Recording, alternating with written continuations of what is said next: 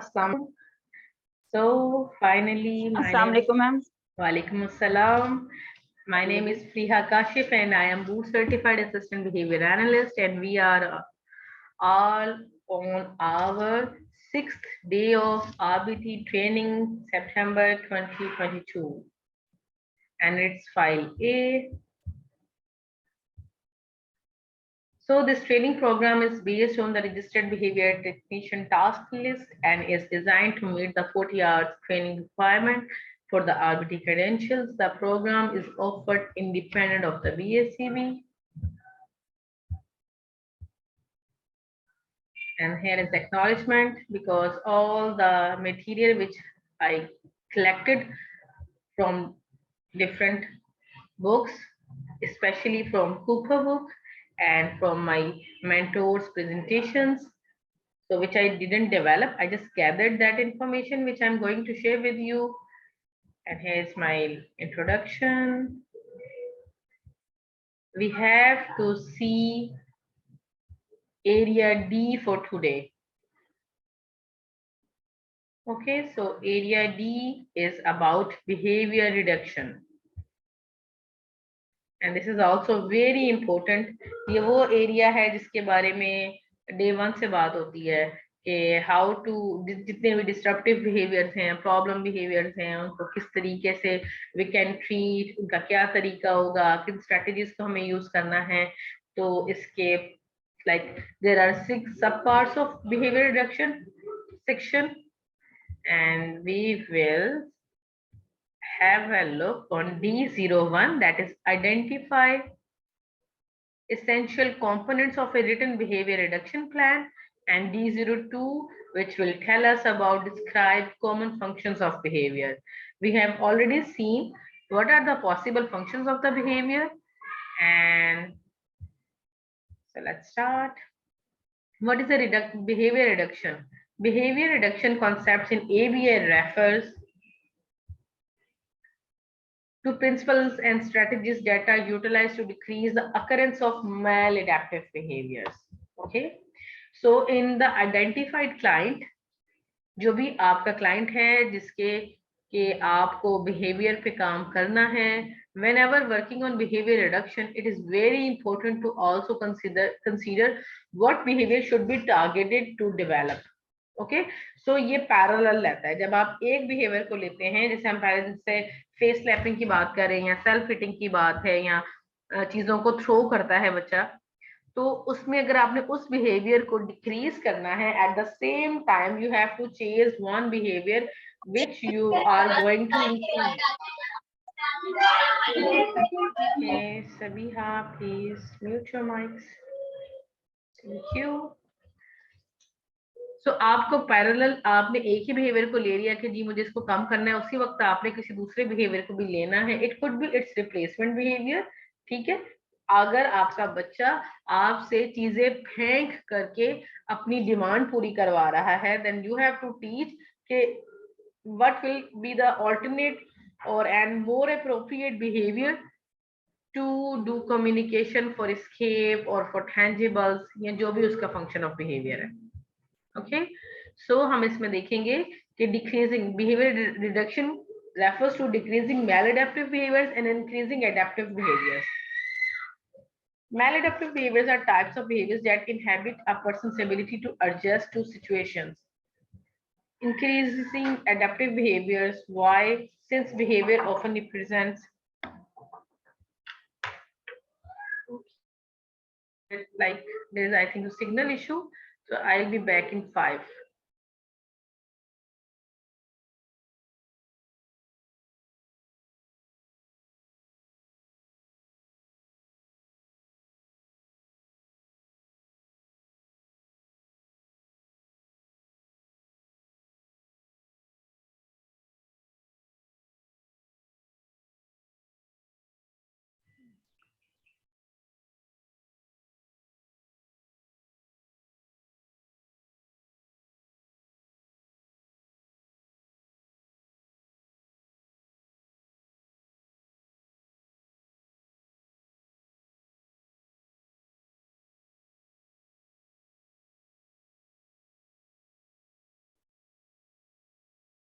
Okay, so we were seeing like we have to decrease maladaptive behaviors.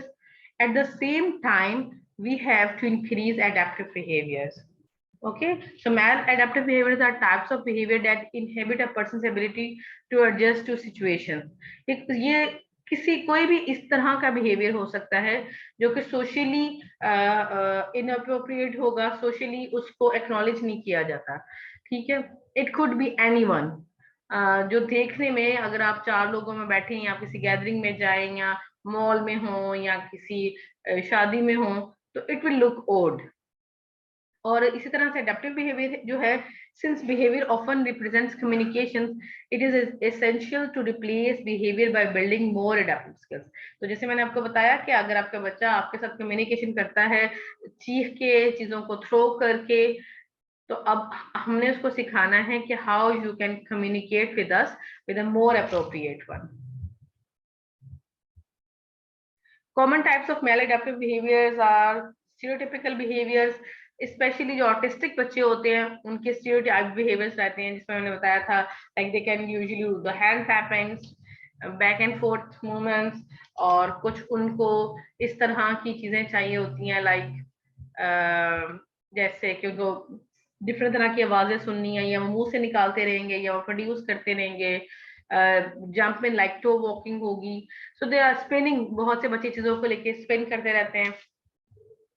तो ये सारे stereotype या ritualistic behaviours होते हैं जो कि मैल एडेप्टिव बिहेवियर्स के अंदर आते हैं, because they are not acknowledged by our society, तो ये सोशली अप्रोप्रिएट नहीं है।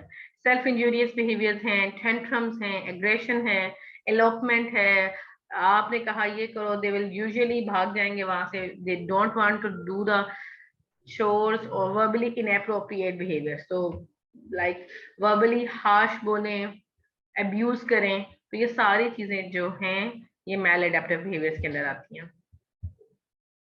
स्टीरियोटिपिकल बिहेवियर्स को देखते हैं, they are repetitive movements, postures और utterances, hand play, rocking, echolalia, repeating words और फ्रेजेस, जिनकी कुछ मैंने आपको ऑलरेडी बताई भी हैं।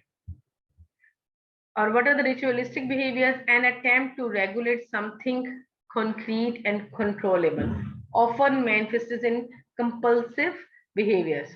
Okay, एक इंसान है वो अपने आप को रेगुलेट करने के लिए कुछ ऐसे बिहेवियर्स कर रहे होते हैं जिनको हम रिचुअलिस्टिक बिहेवियर कहते हैं। It looks like a stereotype भी, जैसे मैंने बताया था कि जब उनको खुद को रेगुलेट करना है तो वो usually they do the hand clapping to relax themselves, और हम भी इस तरह की बिहेवियर्स कर रहे होते हैं, जिसमें मैंने बताया था कि एंजाइटी में अपने हाथों को, उंगलियों को मरोड़ना, दांत, अपने नाखूनों को दांतों के नीचे चबाना, तो इससे क्या होता है, we try to relax ourselves. Tantrums, a combination of two or more adaptive behaviors like screaming, crying, dropping to the ground, then yelling, then throwing things. तो ये वो सारी चीजें होती हैं जो कि वो थ्रो कर रहे होते हैं to get their required results. Self injurious behaviours में क्या हो सकता है, any behaviour that can cause damage to individual, like head banging, self biting, scratching, pica, जितनी भी इनएडिबल आइटम्स है, they can swallow them, aggressions, hitting, kicking, biting, slapping, pinching, grabbing, pushing. Elopement में क्या आता है, running out of the classroom or therapy area, running away from adults, darting away from the area, verbally inappropriate behaviors, disruptive to classroom, peers or individual, learning success, name calling, swearing, screaming, whining, crying. So now the slides will tell us about form versus functions of maladaptive behaviors. Like form is what the behavior looks like. Form is about how, what is the topography of your behavior. अब जो crying का behavior है वो किस तरह की, how it looks, कितना ज्यादा चीख के रोता है, किस तरह से लाइक वो रोना शुरू करता है तो अपने आप को जमीन पे गिरा लेता है तब, और अपने दोनों हाथ अपने कानों पे रख लेता है, स्टार्ट टू स्क्रीमिंग, या फिर ये है कि किसी के ऐसे बैठे हुए दो चार आंसू गिर रहे होते हैं वो भी रोना है। तो हमें पता, पहले हमें पता होना चाहिए कि how the behaviour looks like. A behavior with the same form may have different functions also. Okay, so आपका क्राइंग आपके टेंजिबल के लिए भी हो सकता है, आपका क्राइंग आपके स्केप के लिए भी हो सकता है, आपका क्राइंग आपको अटेंशन सीख करना है उसके लिए भी हो सकता है. So behavior with many forms can also serve the same function. Functions of behavior, functions of behavior. Answer the question why. Okay, so I have told you about हमें जो हमारे फंक्शंस हैं बिहेवियर के, हमें ये बताते हैं कि बिहेवियर्स क्यों अकर होते हैं. Okay, so this slide is about what's inappropriate about inappropriate behaviors. Specify the behavior you want to change. So सबसे पहले you have to specify the behavior which you want to change. Like you have to rule out कि आपने कौन से behavior को target करना है. Which will be the dimensions of a response, like any of which can be considered inappropriate. आपके behavior की topography you want to change, उसकी frequency you want to change, उसकी intensity you want to change, or duration you want to change. And you knows very well what is topography. Topography refers to the form of a response, and frequency, how often the response occurs, intensity, the magnitude of a response or how strong the response is, and duration, how long response lasts. Why? Okay. Why do we see problem behaviors in school, home, anywhere? Because they are functional. Children engaging in challenging behavior because it works for them. It pays off. It serves a purpose. They get results. Gaining access to something or someone, obtain request. Avoiding something or someone, escape protest. तो बच्चे इन behaviors में क्यों engage होते हैं? क्योंकि it works for them. जो चीजें उनको चाहिए, they can get. They can get the attention, they can get the tangibles, they can get their escape. So they are functional for them. तो हमें क्या करना है? We have to teach more appropriate behaviors that should be also functional for them. Replacement behavior, a behavior that replaces the maladaptive behavior. A replacement behavior is more persisting if it serves the same function as the maladaptive behavior. Okay, so function वही रहेगा. आपके बच्चे को रोने पे अगर candy मिल रही थी तो अब उसको रिक्वेस्ट पे कैंडी मिलेगी. फंक्शन, इसको आपने हमेशा याद रखते हैं. Function stands for why behaviour occurs. Four functions of behavior we already discussed, I think in previous slides. There's escape, avoidance, attention, tangible, sensory, or automatic law enforcement.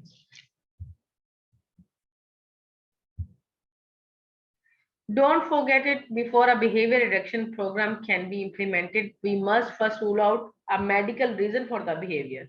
तो हमें सबसे पहले ये देखना है कि ये चार functions it could be, और समटाइम्स ये होता है कि दो फंक्शंस भी हो सकते हैं. उसको एस्केप भी चाहिए और उसको टेंजिबल भी चाहिए. ठीक है, तो ऐसा नहीं है कि सिर्फ एक बिहेवियर का कोई एक ही फंक्शन होगा. We can say like crying behavior is maintained by attention and tangible. Okay, so he wants your attention as well, and as well anything like he wants iPad as well. And we also can say like crying behavior is maintained by escape and tangible. तो उसको काम से escape भी चाहिए लेकिन उसको साथ में iPad भी चाहिए. सो एक ही बिहेवियर दो फंक्शन, दो से ज्यादा फंक्शंस भी सर्व कर सकते हैं. But what we have to do, इन चारों फंक्शंस को देखने से पहले we have to rule out is there any medical problem. Like बच्चा शायद रो रहा है बिकॉज उसके देयर इज ए हेडेक, और ये है कि उसके पेट में दर्द है, या उसके it could be a toothache. तो हमें ये देखना है कि उसको कोई मेडिकल रीजन तो नहीं है उसके इन बिहेवियर्स के पीछे. Then we will go for the what could be the alternative behaviors. If problem behavior is functional, it means some need for the client. We cannot simply remove behavior that is serving a purpose. आप मुझसे communicate करते हैं अभी through your mic and through your chat box. So I have provided you two ways of communication. You can raise your hands, okay, and then it's just a piece of communication. You can't deliver your whole thing. So if you want to talk with me, you have to open your mic. You can talk with me, or you can type in the chat box all the things. But if I will, I'll say you are not more allowed to chat your things, your questions in the chat box, and you are not more allowed to ask questions live in the class. So how do you feel about it? अभी अगर मैं ये कहती हूँ कि आज से जो हमारी क्लास शाम 5 बजे तक स्केड्यूल है, इसमें कोई भी participants, there will be no more questions in a chat और बाय वर्बली, तो आप लोग क्या फील करेंगे? सबसे पहले क्या चीज आपको महसूस होगी? एनीबॉडी? Agitated, frustration. एग्जैक्टली। और किसी को क्या फील होगा अभी? कि हमें क्लास में रहना भी है और हम motivation, lack of motivation, exactly. Okay, फिर क्या दूसरी चीज जहन में क्या आएगी कि अब क्या करें? अगर आपसे आपके जितने भी 2-3 आपके पास वेज हैं वो मैं ले लूंगी, तो what you will do? Will you stay with me in a class? No. तो अगर आपको समझ नहीं आ रही है, आप कुछ पूछ नहीं पा रहे हैं, आपको मेरी आवाज नहीं आ रही है, and you can tell me कि ma'am I can't hear you, तो you will not stay in a class.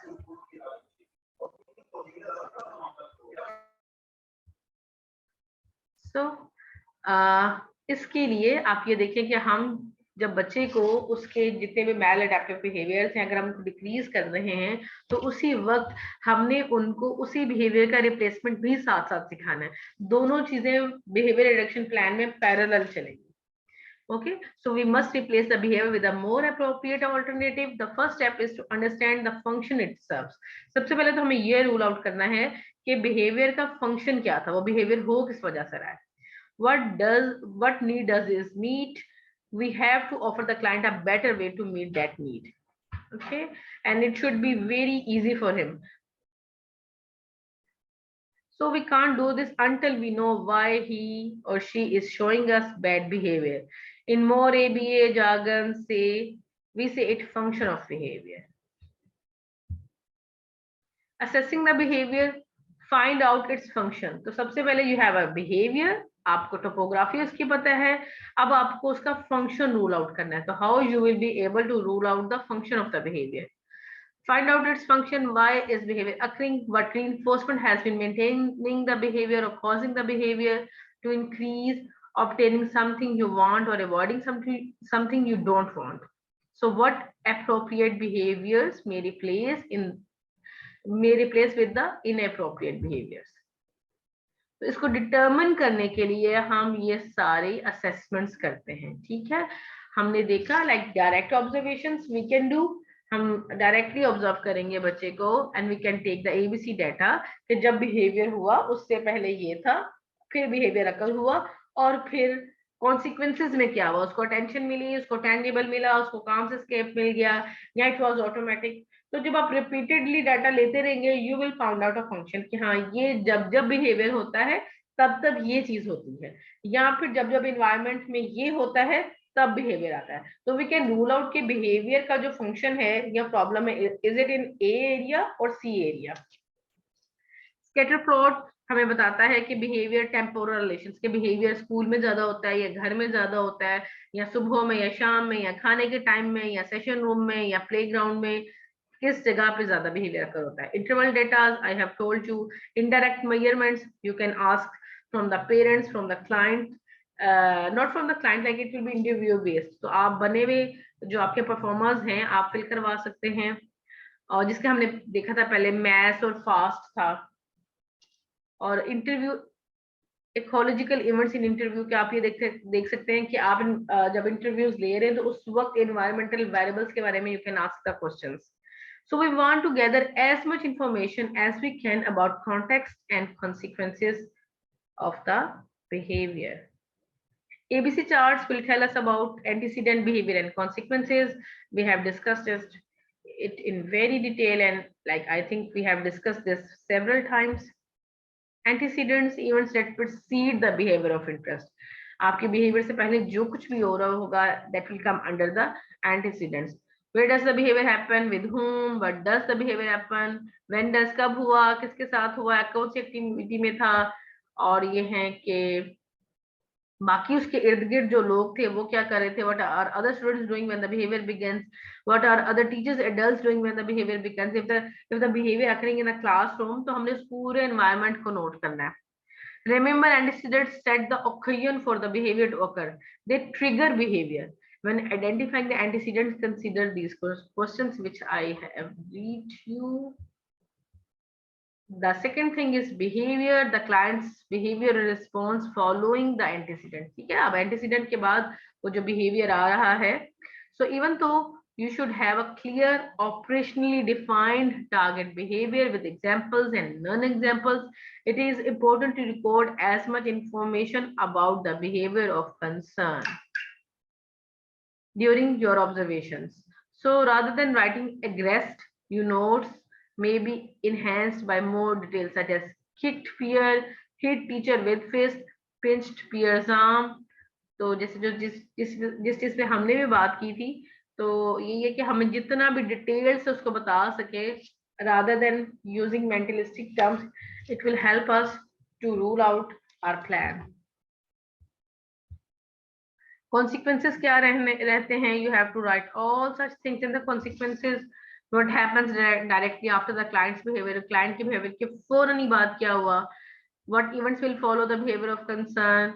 What happens following a behavior influences the probability of the behavior, because इससे behavior के future frequency के बारे में हमें पता चलता है कि consequences में क्या होगा. If there is a reinforcement, behavior will increase in the future. If there is a punishment, behavior will decrease in the future. And we try to find the consequences that maintain a behavior or reduce the likelihood of the behavior. This interaction between behavior and consequences is called a functional relationship. Okay. What is BIP? What is behavior intervention plan? Behavior intervention plan or BIP is synonyms with behavior reduction plan. So behavior intervention plan भी आप इसको कह सकते हैं, you can say behavior reduction plan, या हम इसको simply BIP भी कहते हैं. So BIP takes the observation made in a functional behavior assessment. जो आप अभी functional behavior assessment करके आए हैं, आपने अपने questionnaires किए हैं, आपने directly observe किया है, you have your ABC sheets with you. So BIP takes the observation made in a functional behavior assessment and turns them into a concrete plan of action for managing clients' behavior. When do we need one? हमें BIP की कब जरूरत पड़ती है? When students exhibit consistent and significant behavior problems, yeah, you can say problem behaviors that interfere with their learning or others in the class. When students demonstrate significant emotional difficulties that interfere with learning or others, including frustration, anxiety, depression, fear, etc. When students demonstrate any other significant and consistent issues, बार बार आप देख रहे हैं कि एक ही तरह का issue जो है वो बच्चा फेस कर रहा है और जिसकी वजह से उसका लर्निंग और स्कूल एक्सपीरियंस जो है वो डिस्टर्ब हो रहा है. Why do we need one? Provides more intensive intervention and monitoring, because BIP provides us an individualized plan for success. It increases support around student. It addresses specific issues in a specific manner, and it involves teachers, support staff, the students, and parent actively. So that's why we need a BIP. Essential components of a written behavior plan में क्या रहता है? behavior reduction plan में, like there will be client history. अब client history में उसका सारा biodata आ जाएगा और कब से उसने सेशन स्टार्ट किए, कौन कौन सी सर्विसेज वो ले रहे हैं, क्या वो कोई मेडिकेशन भी ले रहे हैं, और उसके साथ कि उनकी जितनी भी असेसमेंट्स हुई हैं अभी तक, there will be a complete record, और आप उसमें से क्रक्स निकाल के you can make a 2 or 3 page proforma. Operationally definition of maladaptive behavior, function of target behavior. Now after the FBA you will be able to rule out what the behavior which function behavior serves. So function of a target behavior, you will have proposed replacement behavior. आप लिखेंगे कि मैं इस behavior को इस behavior से replace करने जा रही हूँ. A list and explanation of duties of each team member involved in the plan, including parents and clients. सो होता यह है कि जब हम मैल एडेप्टिव बिहेवियर्स को टारगेट करते हैं तो हम एक्सटिंक्शन प्रोसीजर को बहुत ज्यादा यूज करते हैं। जैसे अगर बच्चा रो के अपनी चीज मनवा रहा है तो सबसे पहले, अब जैसे हमने डिस्क्रिमिनेशन में पढ़ा था कि डिफरेंशिएशन में, सॉरी, कि एक response will get a reinforcement but the other response will not get a reinforcement. तो वो हम उसको एक्सटेंशन पर डालेंगे। रो रहा है बच्चा, अब हमने उसको simply we have to just ignore, ठीक है, if the behaviour is occurring for attention. तो अब अटेंशन हमने उसको नहीं देनी। तो अब आप देखें कि स्कूल एरिया में ये सिर्फ, या घर में अगर है तो जो घर में काम कर रहा है प्राइमरी केयर गिवर, उसकी रिस्पॉन्सिबिलिटी नहीं है। और अगर वो स्कूल में है या सेंटर में है तो सिर्फ उसके थेरेपिस्ट की जिम्मेदारी नहीं है कि उसको अटेंशन नहीं देगा। बच्चा अब लाइक कॉरिडोर में बहुत चीखे मार मार के रो रहा है, उसने अपने जूते उतार दिए हैं, उसने अपनी शर्ट उतार दिया, and she is screaming and crying. तो हर आता जाता बंदा like what happened, what happened. अगर वहां पे और टीचर्स हैं और आपका हेल्पिंग स्टाफ है, दिल का ओके इसको बाजी पानी पिला दे, बाजी इसको मैं चिप्स ला दूं आज, अच्छा बाजी इसकी अम्मा को कॉल कर दो। और भाई नहीं करना कुछ, जस्ट डू योर वर्क। अच्छा कुछ भी नहीं है तो जाते जाते हाय बड़ा ही रो रहा है आज तो ना, मैंने उसको तो कुछ नहीं कहा। आपका एक आई कांटेक्ट, उसको लगेगा कि मैं ये जो रो रहा हूँ माय बिहेवियर वर्क्स। तो ये जितने लोग मेरे पास हैं इनको इससे असर पड़ता है। तो हमने उनका जो एक स्विच है उनके पास, जिसको जैसे like they play, they start to cry, और सब सारा एनवायरनमेंट बदल जाता है। हर इंसान उनके पीछे भागना शुरू हो जाता है, ये ले लो ये ले लो ये ले लो ये ले लो। तो समझते हैं कि we are like a king, सिर्फ रोना ही तो है, और फिर देखो सारी दुनिया आपके पीछे। तो उस वक्त सारे जितने भी लोग उस एनवायरनमेंट में हैं, ये उनकी भी ड्यूटी है। और आप बिहेवियर रिडक्शन प्लान में ये सब कुछ लिखते हैं, जितने भी पॉसिबल लोग उस वक्त हो सकते हैं उनकी क्या ड्यूटीज होंगी, who will provide you help, who will provide you backup. और इन केस अब आप 15-20 मिनट से you are following the procedure of extinction, now quickly you have to go. Like आपके साथ भी कोई इमरजेंसी हो सकती है, तो who will give you backup. बच्चे को अगर इग्नोर करना है तो करना है, और कितने टाइम के लिए। उसी दौरान में अब एक बिहेवियर से वो दूसरे बिहेवियर पे जा रहा है, बिहेवियर इज इंक्रीजिंग। क्योंकि एक्सटिंक्शन बर्स्ट में क्या होता है कि एक्सटिंक्शन में एक्सटिंक्शन बर्स्ट रहता है कि बिहेवियर एक दफा अपनी पीक पे जाता है फिर वापस आता है। तो day by day, like on the second day of your intervention, third day of your intervention, fourth day of your intervention, what you will see कि behavior is increasing day by day and it's getting more intense. तो उस वक्त you have to prepare, और आपके पास जितने भी आपके साथ लोग हैं उन सबको भी प्रिपेयर होना होता है कि उनकी क्या ड्यूटीज रहेंगी during when the behaviour is acting. Information sharing options between all team members. सबको इन्फॉर्मेशन पता होगी कि इतने दिनों से अब ये कर रहे हैं, आज हमारा थर्ड डे है तो behavior might be get more intense, तो we have to prepare for that. Environment को प्रिपेयर करें, कोई ऐसी टूट जाने वाली चीज उस जगह पे ना हो। जैसे ही बिहेवियर स्टार्ट हुआ है you have to make sure your safety, your client safety. और उसके बाद ये है कि आपकी जितनी वहां पे प्रॉपर्टी है, कोई ग्लास है, कोई टूट जाने वाली चीज है, कोई और ऐसी एक्टिविटी है, just pick up your devices, all the devices, जैसे मोबाइल फोन्स हैं उन सबको सबसे पहले हटाएं, एरिया क्लियर करें, और देखें कि वहां पे कोई ऐसी चीज ना हो कि अगर बच्चा उसके दौरान हेड बैंगिंग करे तो वो उससे उसको इशू हो, लाइक वो might be he can damage himself. तो आपको इन सारी चीजों को पहले से नोट डाउन करके रखना है। And the review schedule for the intervention plan and behaviour crisis plan. Okay, so behaviour के नतीजे में अगर कोई ब्लीडिंग हो जाती है या बच्चे का कोई लाइफ थ्रेट है, मोस्टली बच्चों को इसी तरह ड्यूरिंग टेंट्रम्स सीजर्स आ जाते हैं। तो आपने हिस्ट्री में पहले से लिखा हुआ होगा कि इस बच्चे की सीजर की हिस्ट्री है, तो ही इज एपिलेप्टिक या इसके एपिलेप्टिक सीजर्स रहते हैं। तो इस इन केस आपको क्या करना है, you have to just immediately stop your intervention, और आपने बच्चे को फिर जो भी first aid you have to give him. Okay, so crisis resolution plan, जो बिहेवियर क्राइसिस प्लान है which was the last one, it's very important. तो उसमें कुछ 5-6 चीजें रहती हैं। You have to identify potentially frustrating situation, ठीक है, determine if setting events may be affecting behaviour. हो सकता है कि जो आप समझ रहे हैं उसके अलावा भी चीजें हों जो बच्चे को तंग कर रही हैं, दैट इज फिटीग, वो आज बहुत थका हुआ है, मेडिकेशन चेंज, उसकी मेडिकेशन जो वो ले रहा था उसकी डोज अब कम कर दी गई है, it could be a very heat weather और anything else. Ensure that demands have been communicated clearly. Sufficient processing time has been given and that demands are appropriate to observe frustration level. Okay? So आप उसको उस वक्त क्या आपकी demand है, यानी कि आपने उसको कोई काम कहा and he started to cry. It could be escape. अब what you can do? You can like आप स्टार्ट में अपनी डिमांड को बहुत छोटा रखते हैं. सिर्फ एक डिमांड जैसे हमारी यहाँ पे रहती है, वो सिर्फ एक डिमांड होती है कि you have to just sit on a chair, आप चेयर पे बैठ जाओ.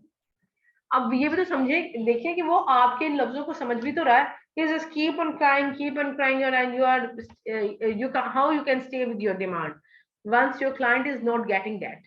उसको समझ ही नहीं आ रही कि आप कर क्या रहे हैं. तो सबसे पहले एक्सटेंशन से पहले you have to develop this skill.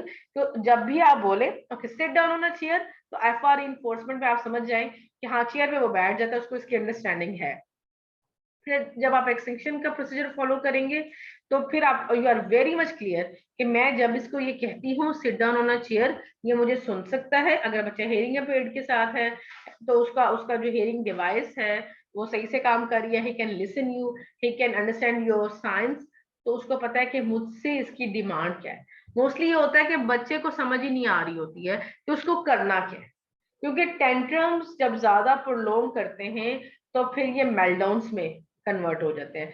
मेल्टडाउन्स में ये होता है स्पेशली जो बच्चे ऑटिज्म स्पेक्ट्रम डिसऑर्डर के साथ होते हैं, मेल्टडाउन्स में अब कुछ समझ नहीं आता और इतनी ज्यादा इरेगुलेशन होती है सारी उनके फंक्शन में कि अब वो खुद से नहीं रो रहे होते हैं, अब वो खुद ही सब कुछ हो रहा था. हार्ट बीट इतनी ज्यादा तेज हो जाती है, सब चीजें इनवॉलेंट्री होती है, उनके उनके हाथ से निकल जाती है. If they want to stop trying they can't. And in the event of unsafe behavior, encourage the child to take space in a quiet area and refrain from social interactions until safe behaviors are observed. अगर बच्चा चीजें उठा उठा के मार रहा है तो keep the client safe, like keep the other client safe as well. आप उस जगह से सेशन रूम से उस बच्चे को बाहर ले जाएं या बाकी बच्चों को वहां से बाहर भेज दें. Close your room, remove all the material which can be damage.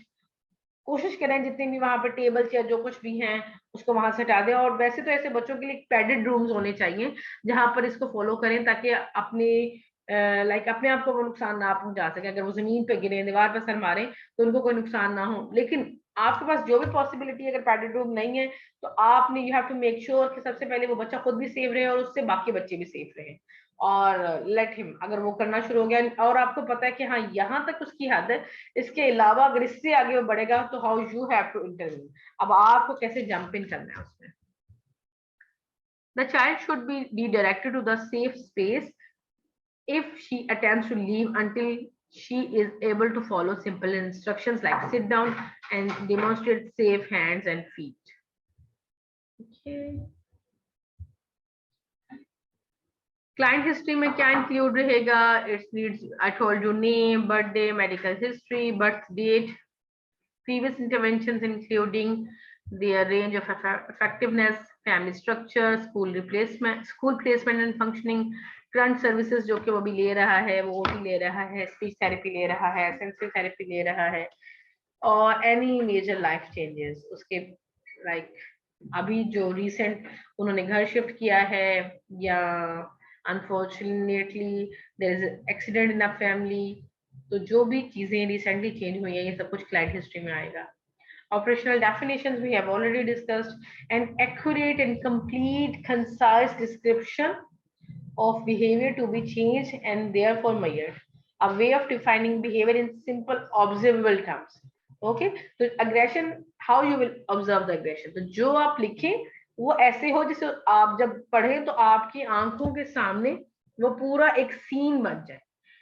जैसे मैंने कल के उसमें लिखा था एग्जाम्पल में, if the client will raise hand, तो आप अपने जहन में लाएं कि आप समझ सकते हैं कि हाथ कैसे उठाया होगा, कहाँ तक लेके गया होगा, कितनी फोर्सफुली मारा होगा, ये like with open arm, with open palm. अब वो ऐसे मारा है, ऐसे मारा है, like close arm, close hand है या ओपन हैंड है. You can write with open hand and like with the open wide fingers he will like contact with the face, or after that there will be a red mark. तो आप समझ सकते हैं कि कैसे बिल्कुल आपकी नजरों के सामने एक वो चीज गुजरेगी। सो ऑपरेशनल डेफिनेशन इसलिए लिखी जाती है कि एक तो आपको बिहेवियर का क्लियर कॉन्सेप्ट हो, और जब किसी और के साथ भी आप डिस्कस करें तो उसको पढ़ने के बाद फौरन एक फिल्म की तरह, एक वीडियो की तरह उस बिहेवियर को समझ सके। So operational definitions are a way of defining behavior in simple observable terms. Avoid using definitions that are vague, overly technical, or can't be observed like thinking. ठीक है, तो आप इसमें ज्यादा जार्गन्स डालने की कोशिश नहीं करेंगे कि ये हो रहा है इसलिए हो रहा है, behaviour is maintained by escape. ये बात आपको और मुझे समझ आएगी, किसी स्कूल टीचर को समझ नहीं आएगी। What is the function of behavior? Behavior is serving the elopement function. तो ऐसे jargons आपको you should avoid to write in the operational definitions, क्योंकि आपके operational definitions जो हैं वो नॉन ABA टीम जो है वो उसको भी पढ़ेंगे, वो स्पीच थेरेपिस्ट भी उसको पढ़ेंगे, OTs भी उसको पढ़ेंगे। तो जिनको ABA के jargons का नहीं पता, you should avoid that jargons to write in operational definitions. Elements of an operational definition, I just added these two I think 2 or 3 slides to make the things more clear for you, क्योंकि मुझे कल भी inbox में 2 questions about they were about the operational definitions, तो मैंने कहा कि चलें हम एक दफा फिर से भी इसको देख लेंगे। So these are the elements. You will write title or brief description of the behavior, the topography. A topography means how the behavior looks, frequency कितनी दफा, length or duration इतनी देर तक, and description of the behavior intensity. Function of target behavior, possible functions I have told you, replacement behavior I have told you, an alternative behavior that provides an immediate mechanism for the client to meet their needs. Replacement behaviors are most effective when they match the function of the maladaptive behavior. तो आपके जो replacement behaviors हैं वो तभी काम करेंगे जब वो वही फंक्शन सर्व करेंगे जो उनका रोना कर रहा है।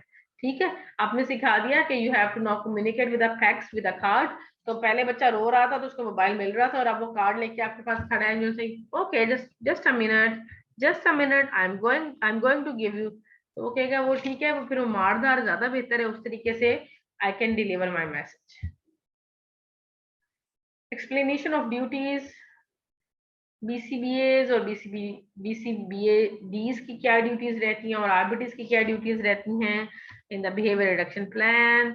BCBAs and BCBADs have to assess the needs of clients, develop individualized behavior plans, track progress, provide trainings and feedback for staff and families. And RBTs, they have to direct implementation. तो जहां भी direct implementation की बात आएगी, you guys have to do it. Direct implementations of skill acquisition and behavior reduction plans developed by the supervisor. You have to collect data and you have to conduct certain types of assessments. BIP includes the following sections. So there will be sections that will be proactive, educative, and effective. Proactive tells us what environmental adjustment will be used to make the student's problem behavior unnecessary. Okay, तो आपको behaviour अकर होने से पहले क्या क्या चीजें करनी है कि वो बिहेवियर अकर हो और उसको फायदा ही ना।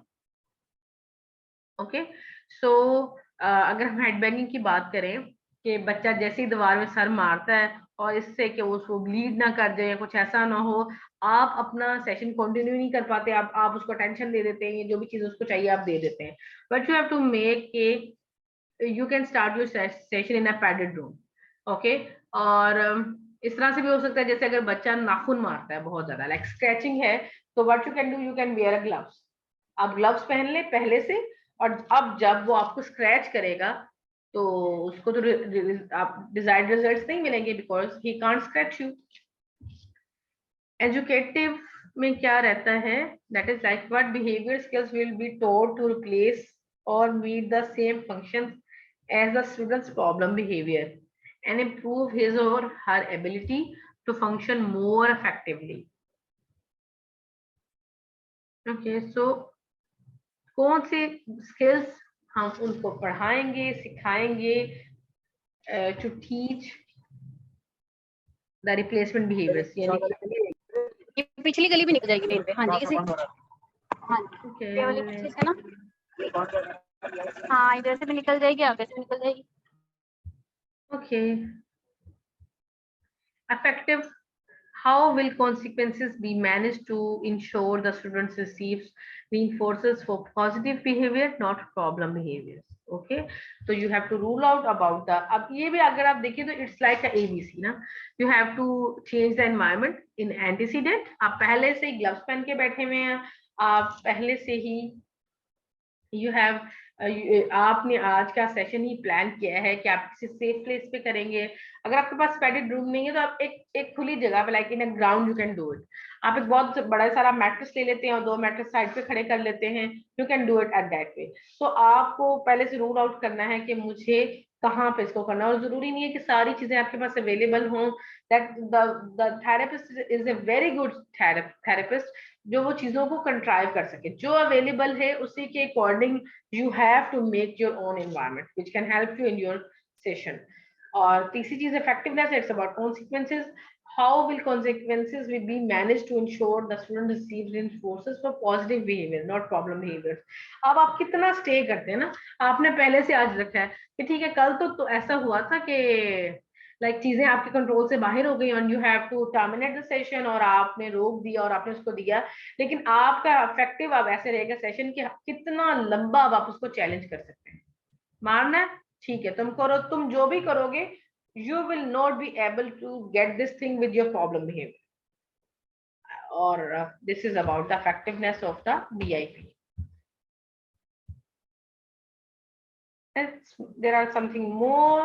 A plan for you and your team should meet 4 essential elements like clarity, consistency, simplicity and continuation.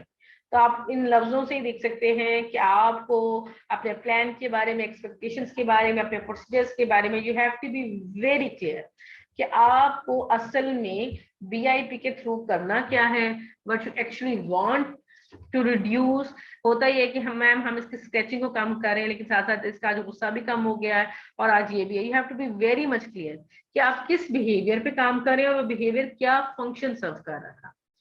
And consistency, team and family members are on the same page. जो चीज आप यहाँ फॉलो करेंगे इन योर सेशन, आपको parents को observe करवाना है specially ना बीआईपी. और पेरेंट्स से ये कहना है कि ठीक है अगर हमने यहाँ पर रोने पर उसको चीज नहीं दी है तो फिर आपको भी नहीं देनी. Because what usually happens, which we call that is behavior contrast. अगर behavior कोई भी disruptive behavior है जो कि सेशन में कम होना शुरू होता है, like graph shows कि behavior is going down, वही behavior किसी दूसरे environment में it starts to going up. ठीक है, यहाँ वो रो की चीज मांगता था उसको नहीं मिल रही, he'll stop crying. And what he'll do, he will start to more crying in home. So and it's a like research based कैसे होता है. We call this situation is behavior contrast. तो आपने पेरेंट्स को ये बताना, वो कहेंगे ठीक है जी जब से आपसे सेशन शुरू करवाया है एक तो एक्सटेंशन वाला मामला बड़ा है और उसके बाद अब ये इतना पहले घर पे ये नहीं करती थी जितना अब करना शुरू हो गई है. Why? Because she is not showing that behavior in a session. But it could be possible and it is possible कि वो behavior अब दूसरी setting में बढ़ जाए. But you have to stay consistent. अपने parents से कहना है कि you have to show the patience. Behavior एक दफा अपनी बढ़ेगा, अपनी peak पे जाएगा, फिर ही वापस आएगा. एक दफा तो अपना आखिरी जोर लगाएगा कि ये ही वो बात है, मेरे रोने पे आज तक सब कुछ हो रहा था. आपने कभी नोट किया like what you usually guys do कि आप कमरे के अंदर आए, एक स्विच बोर्ड है जो बिल्कुल जो कमरे में इंट्रेस्ट का जो डोर है उसके साथ है. डेली दिन में आप 50 दफा कमरे में आते हैं और व्हाट यू गाइस डू कि आप उस लाइट को, उस बटन को ऑन करते हैं and fan gets on and lights on. लेकिन आज आप आए, अभी थोड़ी देर पहले आप आए थे, यू ऑन द बटन और fan started to like function. अब पंखा चल पड़ा, लाइट चल पड़ी. अब क्या हुआ, आप दोबारा अंदर आए तो fan is not working, you just on the button, light नहीं ऑन हुई. अब अगला बिहेवियर आप लोग बताएं जो हमारा बहुत यूजुअल होता है, हम लोग क्या करेंगे.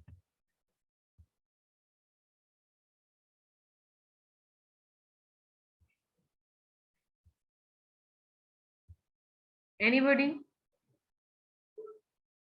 Sorry, I couldn't hear you. Ma'am ये You can't hear me? Now I can. बीच में miss हो गया था. यस मैम आप सुन रहे हैं? Okay, I think there is a signal issue. मैं दोबारा रिपीट करती हूँ अपने एग्जाम्पल को. आपने मेरी एग्जाम्पल को नहीं सुना? Example जैसे आप कमरे में switch on करने के बाद I couldn't hear. ओके, सो आप कमरे में आए और आप डेली आपके कमरे में जो स्विच बोर्ड है आप उसको ऑन करते हैं एक स्पेसिफिक बटन को and light comes on. Okay, लेकिन आज क्या हुआ, आप कमरे में आए, आपने बटन ऑन किया लेकिन लाइट ऑन नहीं हुई. अब फौरन से उसके बाद सेकंड बिहेवियर आपका क्या होगा? What you guys will usually do? आया गरम जमीन है जिसे भी नहीं पहन के आए हो. On off. मैम यही Exactly. ख्याल आएगा कि शायद लाइट खराब हो गई. अच्छा, ये तो ख्याल आएगा ना, लेकिन उसी वक्त आप क्या करेंगे? एक दफा यू डिड फिर दिस, से ट्राई नहीं कर हुआ, यू विल ऑन ऑफ. फिर से हम ट्राई करते हैं. लाइक हाँ, Yes. इतने अच्छे हम फिर नहीं है से कि हम ये try करते हैं. सोचेंगे कि शायद कुछ फ्यूज ही हो गया या कुछ हो गया. On off on off. No. अच्छा चलिए इस एग्जांपल को छोड़े, इस एग्जांपल को देखिए. शाम 6 बजे डेली आपके हस्बैंड आते हैं घर पे. Kindly guys put your mics on mute.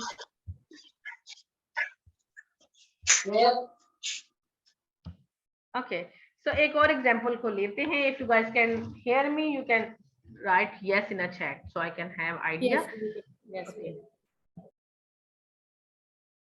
Yes, किरण ने लिखा है, बाकी बटनों को ऑन करके चेक करेंगे. Okay, we will do the things we usually do. अच्छा, एक और एग्जांपल लेते हैं दैट इज वेरी कॉमन.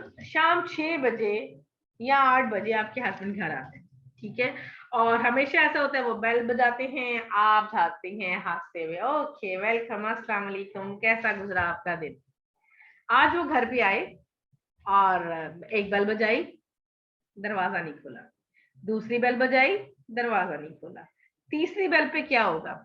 आप चाहें तो ना बताएं can understand. He'll start to bang, then start to calling you, where are you still alive? अपनी अम्मा के घर तो नहीं चली गई? फिर and you are not attending the call. फिर क्या होगा? You start to like pushing with a kick, धक्के मारना शुरू हो जाएंगे. खोलो, मुझे घर के अंदर आने दो. Okay, so this is the behaviour, sorry, extinction burst. एक वो बिहेवियर जब whenever he call like push the button, दरवाजा खुल जाता था. बिहेवियर सर्व्स द फंक्शन, उनको रिक्वायर्ड जो भी चीज थी वो मिल जाती थी. लेकिन अब ऐसा हुआ है कि अब वो अपनी डिजायर्ड जो थिंग है उनको नहीं मिल रही. तो फिर क्या होगा? Behaviour will increase. ऐसे ही इनके साथ जब इनके मैल एडेप्टिव बिहेवियर्स होते हैं, जब हम उसका फंक्शन को जब हम कट करते हैं ना, रोने से एस्केप मिल रहा था, अब रोने से एस्केप नहीं मिल रहा. There is escape extinction, behaviour will go up. So you have to be very clear. Behaviour can get more and more intense in frequency, in intensity, in duration. पहले तो 10 मिनट रोता था मैम, अब तो ये कोई 1 घंटा रोता है. रोने दें, इट विल हैपन. लेकिन जब आपके हस्बैंड को यकीन हो जाता है, I have bang the door, I have like called her for twice or 3 times, सब कुछ कर लिया, तो वो क्या करेंगे? दोबारा से गाड़ी में बैठेंगे और अपनी अम्मा के घर या आपकी अम्मा के घर चले जाएंगे. एंड विल टेल यू कि आपकी बेटी ने तो आज मुझे बाहर ही खड़े रखा, वो पता नहीं कहाँ चली गई. सो क्या हुआ? He will quit that behavior. He will not keep on like pressing the bell for rest of his life. सारी जिंदगी खड़ी रह के वो बेल्स नहीं बजाने वाले. सलमान साहब, कभी आपके साथ ऐसा कुछ कोई वाकया हुआ हो? Are you here? Yes, ma'am, I can. कभी अम्मा ने दरवाजा ना खोला हो? नहीं मैम, खुल जाता है बस. Okay, you are lucky one. तो आप समझ सकते हैं कि बड़ी गर्मी है और सब कुछ है, लेकिन फिर भी अगर दरवाजा नहीं खुला, you will quit in hour, in half an hour. अब हर किसी की टेंडेंसी मुख्तलिफ होगी. कोई तो 5 मिनट के बाद ही चला जाएगा, कोई शायद 4 घंटे के बाद चला जाएगा. लेकिन अल्टीमेटली अगर दरवाजा नहीं खुलेगा and you don't have any way to open the door, you have to go. आप चले जाएंगे वहां से. और ऐसे ही इसी तरह बिहेवियर जो मैल एडेप्टिव बिहेवियर है, अल्टीमेटली दे विल गो. ये उस चीज पे बेस करता है कि हमारा कितना लाइक स्ट्रॉन्ग है, हमने अपना प्रोसीजर कितने अच्छे से फॉलो किया है, उसके पास कोई दूसरा ऑप्शन नहीं था। अगर कोई दूसरी की होती, घर के अंदर छलांग लगाने का रास्ता होता, नेबर्स की तरफ से घर जाने का रास्ता होता, तो अब ये सारी चीजें सोचते कि what are the alternate ways, ठीक है। लेकिन हमने ये सारे वेज इनकरेज ही नहीं किए। अब हमने उनको दूसरा तरीका, यानी कि दूसरा तरीका ये है कि लेट्स सपोज कि दूसरा तरीका ये हो सकता था कि वहां से 5 किलोमीटर दूर एक जगह है जो कि एक म्यूचुअल लॉक है या ऑफिस है, वहां पे आपके घर की दूसरी चाबी रहती है, आप वहां पर जाते हैं और उस ऑफिस से आपको लाना है। तो आप पहले तो 10-15 मिनट कोशिश करेंगे, अल्टीमेटली आप कहेंगे नहीं, मैं वहीं से जाके चाबी लेके आता हूँ क्योंकि दरवाजा तो इसके बगैर खुलेगा। इसी तरह से जो हम बच्चों को रिप्लेसमेंट बिहेवियर सिखाते हैं लाइक अफेक्ट्स, और उनको बोल के कहना है कि गिव मी कैंडी और I want a break, then he और she will be able to get a break. Okay, so you have to consistent. अगर ऐसा हो जाए कि कभी पहले दिन तो वो लेट आए और आपने दरवाजा नहीं खोला, लेकिन 10 मिनट बजाने के बाद आपने खोल दिया, उससे अगले दिन ऐसे हुआ कि आपने नहीं खोला 10 मिनट, लेकिन आपने 15 मिनट पे खोल दिया, तो actually what are you going, आप उनका पेशेंस डेवलप कर रहे हैं। आप ये कहते हैं कि ठीक है 10 मिनट तुम खड़े रहो, फिर खुल जाएगा, 15 मिनट खोलेगा। अब जब जो 15 मिनट खड़ा हो सकता है वो 20 मिनट भी खड़ा हो सकता है, बिकॉज अब उसको एक बेटर आइडिया है कि हाँ खुल जाएगा। सो आपने 3 दिन एक्सटेंशन को फॉलो किया, चौथे दिन आपने नहीं किया, now you have developed the stamina in the client कि ठीक है बच्चे तुम आधा घंटे रहोगे तो मैं तुम्हारी बात नहीं मानूंगी, लेकिन if you will cry for the 45 minute I will understand you, I will follow your instructions, okay, और you can get your desired item. Simplicity को आपने ध्यान में रखना है, you have to be very clear, you have to be very consistent and you have to be very simple. Sports are simple, practical and accessible so that everyone on the team including the family can be successful in making it happen. So जो आपका एक्सेक्शन का procedure है आपने इतने अच्छे तरीके से इतने सिंपल वे में करना है कि उसको कोई भी कर सके।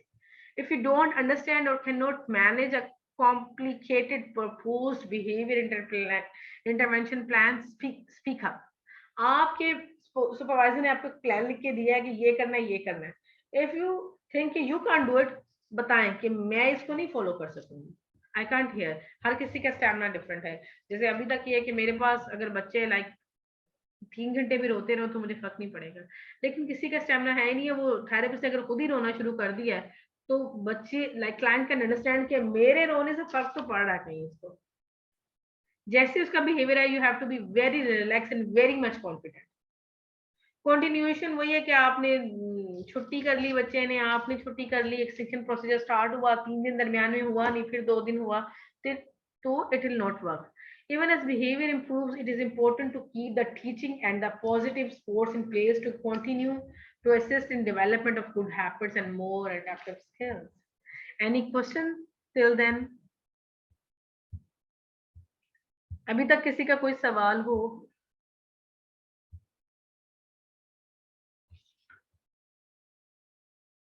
Okay, so let's move to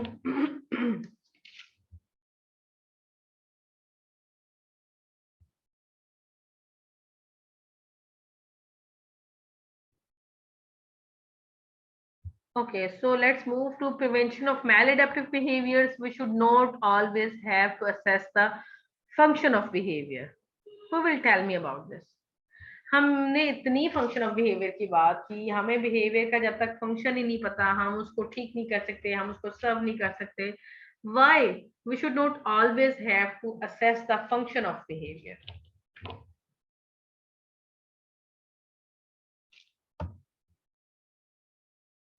कोई भी?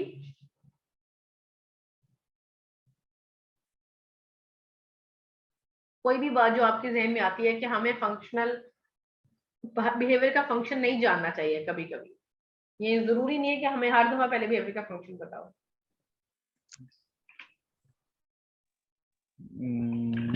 इसलिए कि समटाइम्स ये होता है कि मैलाडेप्टिव बिहेवियर जो है वो बच्चे का परमानेंट बिहेवियर बन गया हुआ है, तो मे बी तब हमें फंक्शन नहीं, तब उसी मतलब काम करना शुरू कर देना चाहिए। मतलब सही एग्जैक्ट तो नहीं मैम, ठीक है, लेकिन एटलीस्ट यू ट्राइड, बाकी लोग भी कोशिश करें। होता है बिहेवियर है वो किसी और बच्चे को देख के या किसी और को देख के लर्न किया जाता है without any reason. So it might not be serving a purpose for that child. Okay, but if behavior is occurring, that means के कुछ ना कुछ तो मिल रहा है ना, क्योंकि अगर बिहेवियर कंटिन्यू कर रहा है और वो उसको करते चले जा रहा है, तो we have learn the rule that वही बिहेवियर रहते हैं जिनको कंटिन्यूअस रीइंफोर्समेंट मिलती रहती है। ठीक है, बिहेवियर एग्रेसिव हार्मफुल ना हो। That's point. ये भी एक वजह हो सकती है कि बच्चे का जो है वो खुद अपना डेवलप्ड बिहेवियर होता है, जैसे आपने कहा था हमिंग करना, तो बच्चे को वो हमिंग वो खुद से अपना एक रेनफोर्स उसको मिल रहा है, तो उसका एक अपना भी बिहेवियर जो है ना, मतलब वो हुआ होता है उसका develop. So there are 2 points. Number 1, can also be sensory need. Humming से वो calm down हो रहा होता है, तो वो इसलिए कर रहा है। ठीक है, और कोई?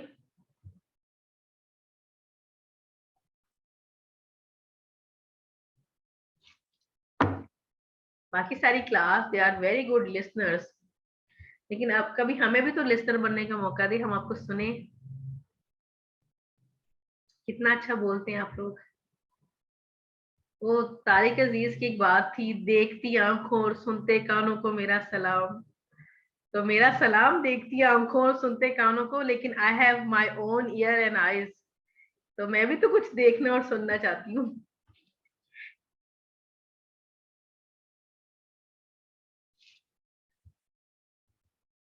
Okay, as you wish. So I asked कि why should not always have to assess the function of behavior. It's very simple. देखिए अभी तक हमने जितने behaviors की बात की है, उनमें आप जितने like self injurious behaviors हैं या कुछ ऐसे behaviors हैं जिससे आप ये देखते हैं कि बच्चे का नुकसान होने का खतरा है, ठीक है, क्योंकि फंक्शन ऑफ बिहेवियर तब होता है, लाइक हमारे पास तब सॉलिड उस चीज की इंफॉर्मेशन आती है जब हम फंक्शनल एनालिसिस से गुजरते हैं। और फंक्शनल एनालिसिस तब होता है कि जब हमें बार बार हमें वो सिचुएशन बनानी होती है जहां पर बिहेवियर हो रहा होता है, और फिर उसके कॉन्सिक्वेंसेस को देखना होता है कि हाँ रोता है तो कैंडी मिलती है तो चुप कर जाता है, तो उसके लिए हमें हर बार बच्चे को रुलाना है, हमें ऐसी सिचुएशंस खुद कंट्राइव करनी है। फिर उसके बाद ये है कि बच्चा दीवार में सर मारता है तो हम उसको एस्केप दे देते हैं, हम अपनी डिमांड को पीछे कर लेते हैं, तो हमें ये हर बार करना होता है। तो यूजुअली ये रहता है, और जिसमें आपने स्टीरियोटाइप बिहेवियर्स की भी बात की, तो डेफिनेटली उनमें भी ऐसे कि दे आर लर्न, और हमें पता है कि स्टीरियोटाइपिकल या ritualistic behaviours usually they are serving the automatic reinforcement. तो उस वक्त पे एफबीए करने की जरूरत नहीं है, हमें आइडिया हो जाता है विद रिपीटेड ऑब्जर्वेशंस के बिहेवियर जो है वो इस वजह से अकर हो रहा है। ओके, और कुछ चीजें जो होती हैं वो हमें इंटरव्यू से भी पता चल जाती हैं, बट इट बेटर अगर आपके पास फंक्शन ऑफ बिहेवियर होगा तो आप फौरन से you can start your accurate intervention. Many attention tangible and escape control problem behaviors can be reduced through regular use of best practices. आपको पता है लाइक 2-3 सेशंस जब आप रेपो के सेशंस गुजार रहे होते हैं, you will have a better idea. तो आप देखिए कि अगर अटेंशन ले रहा है तो आप अटेंशन एक्सटेंशन स्टार्ट कर, ठीक है, आप अपना टाइम स्पेंड नहीं करेंगे to know about the function of behaviour, और वो 2-3 दिनों में जब आप अटेंशन नहीं देंगे on a problem behaviour, you will have idea कि बिल्कुल, और if the behaviour is going down or even if the behavior is going more worse, you will have idea कि हाँ फर्क तो पड़ा है। इसके रोने धोने पे अब मैं इसको ना तो एस्केप दे रही हूँ ना तो इसको टेंजिबल दे रही हूँ, तो इसका मतलब है कि बिहेवियर इसी वजह से करूंगा था। We can prevent a lot of problem behavior through functional communication training, a predictable and structured classroom environment, and lots of reinforcement of appropriate behaviors. So note down, functional communication training is antecedent based intervention. Okay, FCT हमारे यहाँ पर रहती है, behavior in a middle and C। तो जो हमारी reinforcement based strategies हैं, जो हमारी punishment based strategies हैं, वो हमारी consequences based interventions हैं। लेकिन जो FCT है, functional communication training है, ये हमारी antecedent based इंटरवेंशन है, जिसमें कि हम एनवायरनमेंट को ही पहला ऐसा बना देते हैं कि बिहेवियर अकर ना हो। Okay, and we plan for the lots of reinforcement for the appropriate behavior. When problem behavior does occur, how do we respond to it in the moment? So let's discuss this thing in a class.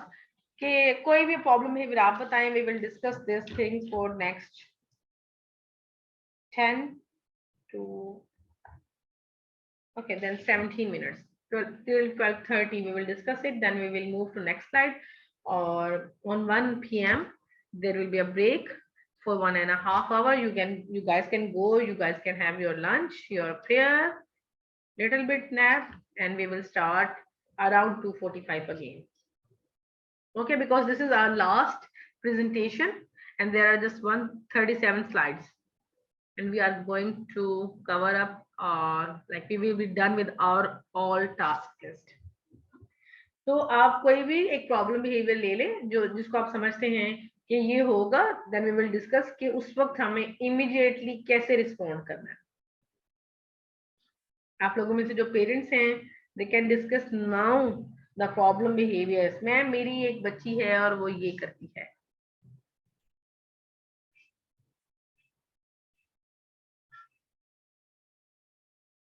Anybody? Ma'am जैसे मेरी बेटी बहुत ज्यादा bytes करती है. Okay, आपकी बेटी क्या करती है? मैम बाइट कर लेती है, काटने नहीं करती. अच्छा बाइट करती है, ठीक है बाइट करती है. ओके, तो कितना जोर से बाइट करती है वो? मैम बहुत जोर से करती है. निशान रहते हैं पीछे? डर जाता है.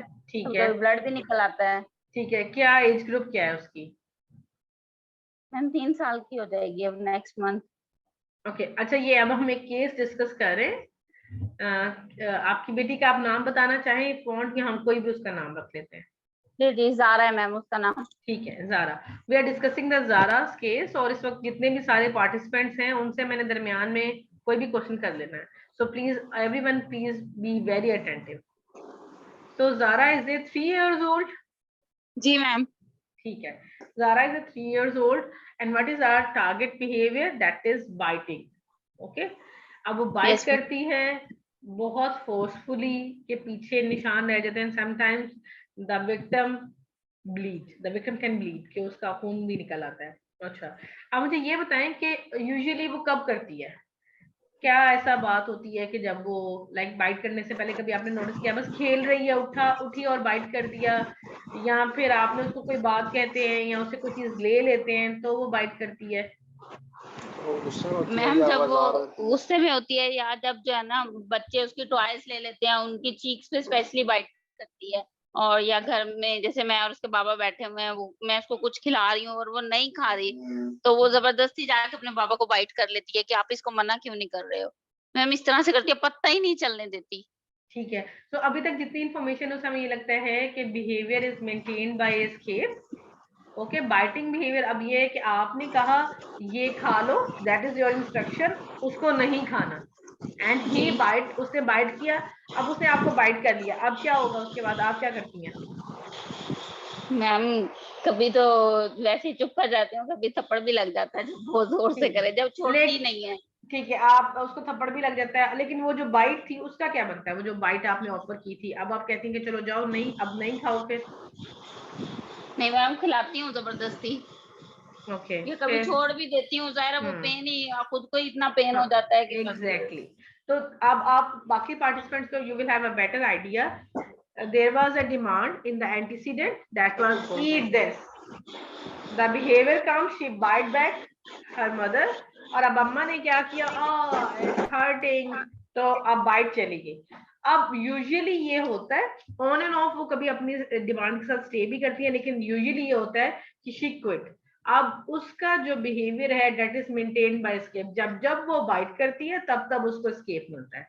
दूसरी सिचुएशन में वो कब बाइट करती है? क्योंकि बाइट करना अब उसने सीख लिया. शी हैज अ टूल, उसके पास एक ही समझ ले क्लाशनकोफ है या एक ही तलवार है जो हर दफा चलाती है. कोई उसकी चीज उससे ले लेगा. If she wants tangibles she will bite. If she want escape she will bite. If she want attention sometimes, क्योंकि उसको पता है जो बाइट है ना ये वर्क करती है. अब हमने उसकी बाइट को फंक्शनल कर दिया. सबसे पहले हमने उसकी बाइट के बिहेवियर को अनफंक्शनल करना है, और उसके लिए जैसे हमने पढ़ा कि हमें सबसे पहले प्रोएक्टिव होना है. Okay, so make sure she will not be able to bite you. Cover, आप हेलमेट पहन लें अपने चेहरे पे, इट कुड बी पॉसिबल। जो बाइक का हेलमेट है वो पहने, वहां से सबको हटा दें एंड स्टार्ट कि अब मैंने इसको ये खिलाना है। अब कोई भी चीज जो आपने खिलानी शुरू की है, you have to stick with your demand. आपने मुंह में डाला, अब आप देखिए बाइट तो आपको कर नहीं सकेगी because you are wearing protective equipment. Okay, so अब सोचे क्या होगा। अब ओ रोना देना, now you will see the more type of behaviours. अब चीखना चिल्लाना होगा, रोना धोना होगा, खुद को पटकना होगा, वो सारे बिहेवियर्स आएंगे जो कि पहले सिर्फ एक बाइट था। इफ यू विल सी कि अब बिहेवियर बढ़ रहा है और नई टोपोग्राफीज शामिल हो रही हैं, but you have to stay stick with your demand, that is eat. Okay, लेकिन ये तब होगा जब आपने रेपो बिल्ड कर ली हुई है, उसको एक कॉन्सेप्ट हो कि मैं जब जब इसकी बात मानती हूँ, क्योंकि जब आपकी डिमांड एसडी बन चुकी होगी, हमने पढ़ा है एसडी आपकी डिमांड कब बनती है, with the history of reinforcement. आप उसको हमेशा आपकी बात मानने पे रीइंफोर्स करती हैं। If she will have trust on you, there are much chances कि वो इस एक्सटिंक्शन प्रोसीजर को फॉलो करेगी and she will will follow your instructions. अब इसमें आपको you have to plan for the 15 minutes, 20 minutes, 30 minutes. उस वक्त आप ये भूल जाए कि ये भूखी है, इसको मैंने इतना खाना खिलाना। Take a little bit of chunk, इतने चंक से इतने चंक से आप स्टार्ट करें किसी भी फूड आइटम का। जरूरी नहीं है कि जो सबसे ज्यादा बुरा उसको लगता है आपने वो लिया है। उस वक्त आप भूल जाएं कि आप उसको खाना खिला रही हैं। उस वक्त आप ये देखें कि मैं इसका मैल एडप्टिव बिहेवियर है, उसको ट्रीट कर रही हूँ। Take a this bite or start, you have to eat it. What she'll do, हमारे साथ यहाँ एक मदर है, she is from Australia, उनके बच्चे के साथ मैंने काम किया था, तो उसका बच्चे का बिहेवियर यही था कि नॉन एडल्ट खाना नहीं है उसको, और उसके बाद we just started, okay just touch it, अपनी डिमांड को बहुत छोटा रखें। एक्सटिंक्शन में वो पहले से अब वो बाइट करना चाह रही है, एक तो वो उसका चैट बॉक्स आपने बंद कर दिया है, और साथ में अभी हमने उसको सिखाया नहीं है कि क्या तुम्हें करना है। इस बिहेवियर को चैलेंज करने से पहले आप किसी तरीके से उसको रिक्वेस्ट करना सिखाएंगे। अगर वो बोल सकती है नहीं, you can start to train her on a packs. Chips चाहिए, चिप्स का पैकेट रखें, चिप्स का कार्ड रखें, simply okay you want chips, give me this card. Full prompt के साथ उसका हाथ कार्ड पे रखें, उसके हाथ से कार्ड अपने हाथ में ले लें, okay you want chips, chips दे दें। तो अब ये आप ट्रायल्स करती गई तो उसको एक समझ आ गई है कि जब मुझे चिप्स चाहिए तो मुझे चिप्स का कार्ड माँ को उठा के देना है। Put a simple very plain white card, छोटा सा एक व्हाइट कार्ड वहां पे रख दें, okay just give it to me then you can get this. फिर उसको चिप्स के कार्ड के साथ रिप्लेस कर दें। तो ग्रेजुअली जब आप उसको अंडरस्टैंडिंग हो जाएगी कि मुझे ये जो कह रही है मैं इसको फॉलो करती हूँ, तो मुझे मेरी डिजायर्ड चीज मिल जाती है, एस्केप मिल जाता है। तो first of all start with like you have to just touch this, इतना सा ले ले, सिर्फ इसको टच कर लो। उसने टच कर लिया, no next just smell it, इसको स्मेल कर लो, स्मेल कर लिया, अब वही just put it on your tongue and throw it back, spread it back, खुद कहें स्प्रेड इट बैक, कहेगी अच्छा ठीक है। और आप सोचें जैसे मैं जिन बच्चों के साथ फीड का करती हूँ तो मैं मदर्स को साथ ये बता रही होती हूँ कि आप समझें कि अगर मैं आपको अभी कहूँ लाइक क्या बुरी चीज दुनिया में आपको लगती है सबसे ज्यादा। somebody said I hate snacks, I hate lizards। तो मैंने कहा अगर आप लीजर्ड्स को इतना हेट करते थे तो समझे आज मैंने लीजर्ड पकड़ के उसकी दुम काटी और मैंने आपको खिलानी है, क्या गुजरेगी आप पे? उस बच्चे की फीलिंग को तो समझे, उसके दिल पे भी वही गुजर रही है। लिजर्ड का पीस लेके आपकी जुबान पे रख लूं, you will be able to swallow. मैं क्या नरम सा है, जायका भी कोई इतना खास बुरा नहीं होगा, कड़वा नहीं होगा, but you have to swallow it. तो देखिए आप लोग क्या कर रहे होते हैं, हम लोग टांगों में दबा रहे हैं, ये कर रहे हैं। It happened with my child, with my own child. जब मुझे नहीं पता था इन सारी चीजों का, तो his therapist tried to do this के इसी तरीके से खाएगा मैम ये। ऐसे ओके चलो खा तो ले। तो आप समझिए कि जो फूड आइटम आप उसको खिलाने जा रही हैं उसके लिए उस लिजर्ड टेल से भी ज्यादा बुरा है, तो वो उसको एक्सेप्ट नहीं कर पा रही है। तो स्टार्ट ग्रेजुअली, हम फीडिंग प्रोसेस की तरफ चले गए, इट्स अनदर थेरेपी। तो आप पहले जैसे ओटी हमारे साथ हैं, दे विल टेल यू कि आप पहले थोड़ा सा उसका स्टैमिना डेवलप करेंगे, she will be able to touch it, she will be able to smell it. और अपने ज़हन में हमेशा रखें कि उसके मेरे लिए ये, आपके लिए तो केक का पीस है, आपके लिए तो रोटी का टुकड़ा है, क्या हो गया, रोटी का एक टुकड़ा है, चिकन का पीस है, लेकिन उसके लिए वो उतना बुरा है जितना आपके लिए लिजर्ड टेल बुरी है। और फिर स्मेल इट, फिर आहिस्ता आहिस्ता जब वो अडेप्ट हो जाएगी तब आप उसकी जुबान पे रखें और उसको स्पिट कर दो। फिर एक दिन क्या होगा, इतना लाइक जैसे अगर हम केक से स्टार्ट करते हैं या रोटी से या किसी भी ऐसी चीज से जो फौरन से कंज्यूम हो जाती है, इतना छोटा बाइट है कि उसने तो विद इन अ सेकंड ही ना जुबान पे डिजोल्व होना शुरू हो जाना है। फिर ग्रेजुअली टेस्ट बड्स डेवलप हो जाते हैं और वो स्वेलो कर लेते हैं इसको। Okay, so you can start with, जैसे मैं यूजुअली शामी से, चिकन शामी से स्टार्ट करती हूँ। तो उसमें ये होता है कि हम उसमें प्रोटीन्स भी दे रहे होते हैं और चिकन भी आ जाता है और वो थोड़ा सा सॉल्टी भी होता है एंड इट कैन हेल्प। तो वो फिर और आपने ऐसा फूड लेना है जो हैंडी भी हो। आपने फिर सारे सेशन में वो आपका फूड कहाँ का कहाँ चला गया, तो आप ऐसा फूड सिलेक्ट करें जो आपके लिए पोर्टेबल हो और इट मस्ट बी homemade. जी Sabina, I can see your hand. You are free to ask your question. नहीं, आई वाज वेटिंग कि आप फिनिश कर लेंगी फिर आप देख लेंगी हैंड रेज। आई वाज वही मैं इस पॉइंट पे कही थी कि फूड के साथ एक्सटिंक्शन हम ऑब्वियसली नहीं करवाते। फूड आई वुड ऐड कि फूड के साथ जो भी आपने प्रोसेस बताया है इसको एक्सपोजर कहते हैं। एक्सपोजर का प्रोसेस और एक्सटिंक्शन का प्रोसेस दो अलग टाइम्स पे Different होगा। process है, बिल्कुल। बिहेवियर को अलग टैकल किया जाएगा। खाने के साथ जबरदस्ती कम ही की जाती है, एक्सपोजर ज्यादा, जैसे आपने बताया कि सेशन के दौरान बार बार ऑफर करके उस चीज को एक्सेप्टेंस करवा के रीइंफोर्स करवा के। I would like to share after we're done with the entire workshop, I would like to share my feeding ki handbook that I've compiled Yes. myself just for everybody out Yes, of like sure. just कि सबको help हो जाए just for the sake of helping. It's very तो I just appreciated. want to mention extinction और exposure को हम अलग अलग लेके चलेंगे। तो मैंने चैट बॉक्स में भी यही लिखा था कि एक्सटिंक्शन हम अगर उसकी बाइटिंग है और वो डिफरेंट जगह पे आ रही है तो एक्सटिंक्शन के लिए फिर हम उसको किसी और सिचुएशन में ना पिक कर लें, लाइक फॉर एग्जांपल टॉयज या दूसरी जगह पे Exactly. एक्सटिंक्शन करवाई जाए बजाय फूड के, क्योंकि फूड का एक्सपोजर तो अभी अलग से स्टार्ट होगा। जैसे आपने कहा कि आप पहले उसके साथ रेपो बिल्ड करेंगे और फूड के साथ और अपने साथ दोस्ती करवाएंगे, रीइंफोर्सर की कॉन्सेप्ट देंगे, तो फिर एक्सटिंक्शन तो लाइक अलग से चीज पे Exactly. पिक कर लेंगे। That's why I was telling her the whole procedure, because जो उन्होंने behavior बताया, जो assigned हमें behavior दिया गया, हमने उसको हर तरीके से देखना है। तो इसी वजह से एक्सटिंक्शन बताते हुए मैं एक्सपोजर की तरफ गई और मैंने बताया कि आपने पहले एक्सपोजर उसको कैसे देना है। सो ऐसा नहीं है कि आप फौरन से एक्सटिंक्शन स्टार्ट कर देंगे। अगर मैं फूड के साथ एक्सटिंक्शन रेफर करती तो मैं एक्सपोजर का ये सारा प्रोसीजर उनको ना बताती। So that's why I told about the exposure.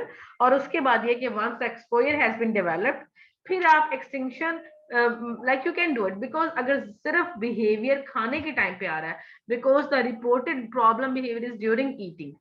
अब अम्मा ने वो मसला तब बताया कि वो जब कोई चीज ले लेता है, लाइक टॉयज के साथ भी हम कर सकते हैं, तो at the same time we will teach. और फिर ये कि हमें पहले रिप्लेसमेंट बिहेवियर सिखाना है, एक्सपोजर उसको देना है, रेपो बिल्ड करनी है, then we will come to extinction. लेकिन अभी हम अपनी स्लाइड पे we are teaching, like we are learning about the extinction procedure. बिल्कुल बिल्कुल। That's fine, thank you for your addition. Okay, so अब आपको Shahida, you will have better idea इंशाल्लाह। जी ma'am, thank you so much. You're always welcome. Okay, so it's B03. G Fauzia, you want to say something? Yes, I wanted to add to something like Yes, कुछ please, go parents जो ahead. हैं वो कुछ parents जो हैं वो like they use iPad while the kid is eating. या वो बच्चा मतलब कि खाएगा ही नहीं अगर iPad नहीं दिया जाएगा, तो उस केस में extension would be used, right? ठीक है, एक्सटेंशन आपने यूज करनी है to decrease the maladaptive behaviours. Okay, so if you are using iPad as a reinforcement like this, एक तो ये है कि it could be NCR non contingent reinforcement में ये रहता है कि बस वो टाइमली बेस्ड है, आपने दिया हुआ ही है और वो खा ही रहा है। reinforcement हमने क्या पढ़ा था reinforcement के बारे में? reinforcement should come after the behavior. ठीक है, आपने कहा टेक अ बाइट, उसने बाइट ले ली, then you give the iPad or anything. Okay, फिर उसके बाद you stay, अब उसका टाइम पूरा हो जाएगा, you have to take one other try. Okay, take it. Take it. He said, no, I don't want. Now there will be no reinforcement. That is extinction. Okay. Okay. So अगर वो रखा हुआ ही है और habitual हो गया है, मेरी हैबिट है, मुझे जब खाना खाना है मुझे साथ टीवी चलाना है, तो मैंने टीवी देखते देखते ही खाना खाना है। तो क्योंकि मुझे लगता है कि वही रिलैक्सिंग टाइम है, तो बस ठीक है, खा रहे हैं और साथ में दो और रिमोट भी साथ में चाहिए, I have to change the channels all the time. It's habitual. लेकिन अगर आप उसको सिखा रहे हैं and you are taking the process, तो फिर इसमें ये कि रीइंफोर्समेंट में आप at the end of the behaviour देंगे। Okay. So D03 is about implement interventions based on modification of antecedents such as motivating operations and discriminative stimuli. And inshallah, I'm hoping so कि अब हमें बड़ा अच्छा idea हो गया है about the SDs, about the MOs like motivating operations. Okay, and what is antecedent? Antecedent interventions, manipulations of environment events prior to the occurrence of behavior. No contingency between response and consequence. Okay, so antecedent based interventions जो होंगी, इसका ताल्लुक आपके response और consequences में जो relationship है उससे नहीं होगा। इसका ताल्लुक आपके A और B से है। ठीक है, behavior occur होने से पहले जो कुछ you can do it. Like आप modifications कर सकते हैं in motivating operations, in establishing operations or abolishing operations and SDs. Establishing operations and abolishing operations are the subtypes of motivating operations. Yeah, you can say it's like forms of motivating operations. सही है, जैसे हमने पढ़ा था कि it could be hunger, it could be thirst. आप प्यासे हैं और आपने कहीं कोल्ड ड्रिंक का कोई किसी भी ड्रिंक कॉर्नर का बोर्ड देखा और यू स्टॉप योर कार, तो आपको लगा कि ठीक है प्यासे हैं, you can get a water from there. ये जो बोर्ड था that was the SD which was telling you about that the reinforcer is available and आपका प्यासा होना was the MO. Okay, so जब हम एंटीसीडेंट बेस्ड इंटरवेंशंस करते हैं उसमें हम एमओस को चेंज करते हैं। Okay, we can work on the STs.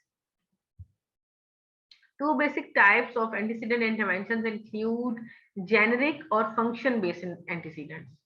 Function-based interventions, sorry. So generic types of antecedent interventions are like we use irrespective of maintaining contingencies, and we used to call it default interventions. इसमें हमारा रहता, इसका हमें अंदाजा है नहीं होता है, यानी कि इसमें हमें ये नहीं देखना होता है जो हमारी जनरल स्ट्रेटेजीज होती हैं कि what the behavior is like, what the behavior is, which function behavior is serving. Okay, why the behavior is occurring. हम पहले से वो चीजें करते हैं, जैसे कि अगर हमें लगता है कि जो क्लासरूम एनवायरनमेंट है, अगर हम उसमें बहुत ज्यादा चार्ट्स और बहुत ज्यादा कलरफुल और बहुत ज्यादा उसको रशी कर देंगे तो ये डिस्ट्रैक्ट करेगा बच्चे को हमारे डीटीटी ट्रायल्स के दौरान में या हमारे लर्निंग सेशंस में, तो we will modify the classroom environment. Okay, हम बच्चे के आने से पहले रूम टेम्परेचर को एक खास जगह पे, एक खास थर्मोस्टेट पे सेट करते हैं। This is also antecedent based intervention.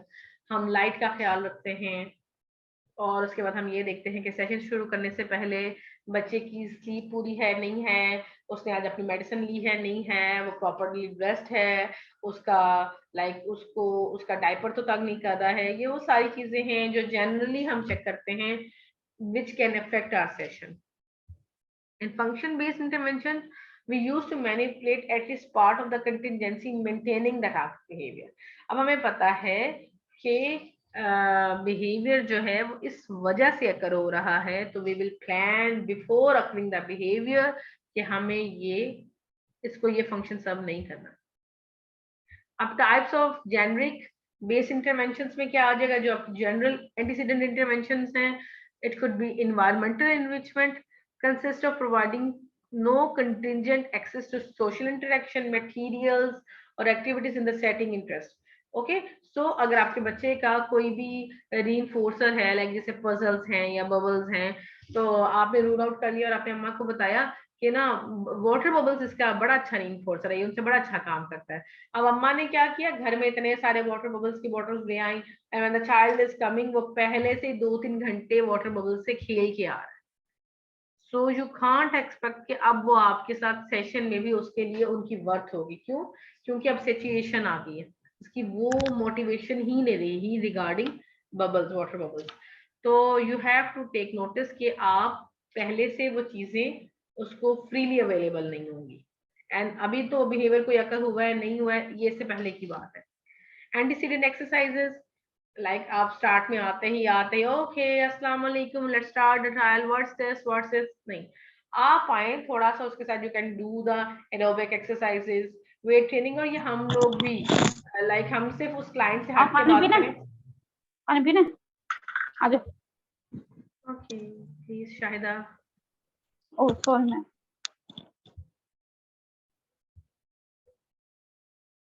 So wing training है और ब्रीदिंग की ट्रेनिंग है, थोड़ा सा म्यूजिक प्ले करें, थोड़ा सा खुद को फ्रेश करें, उसको फ्रेश करें।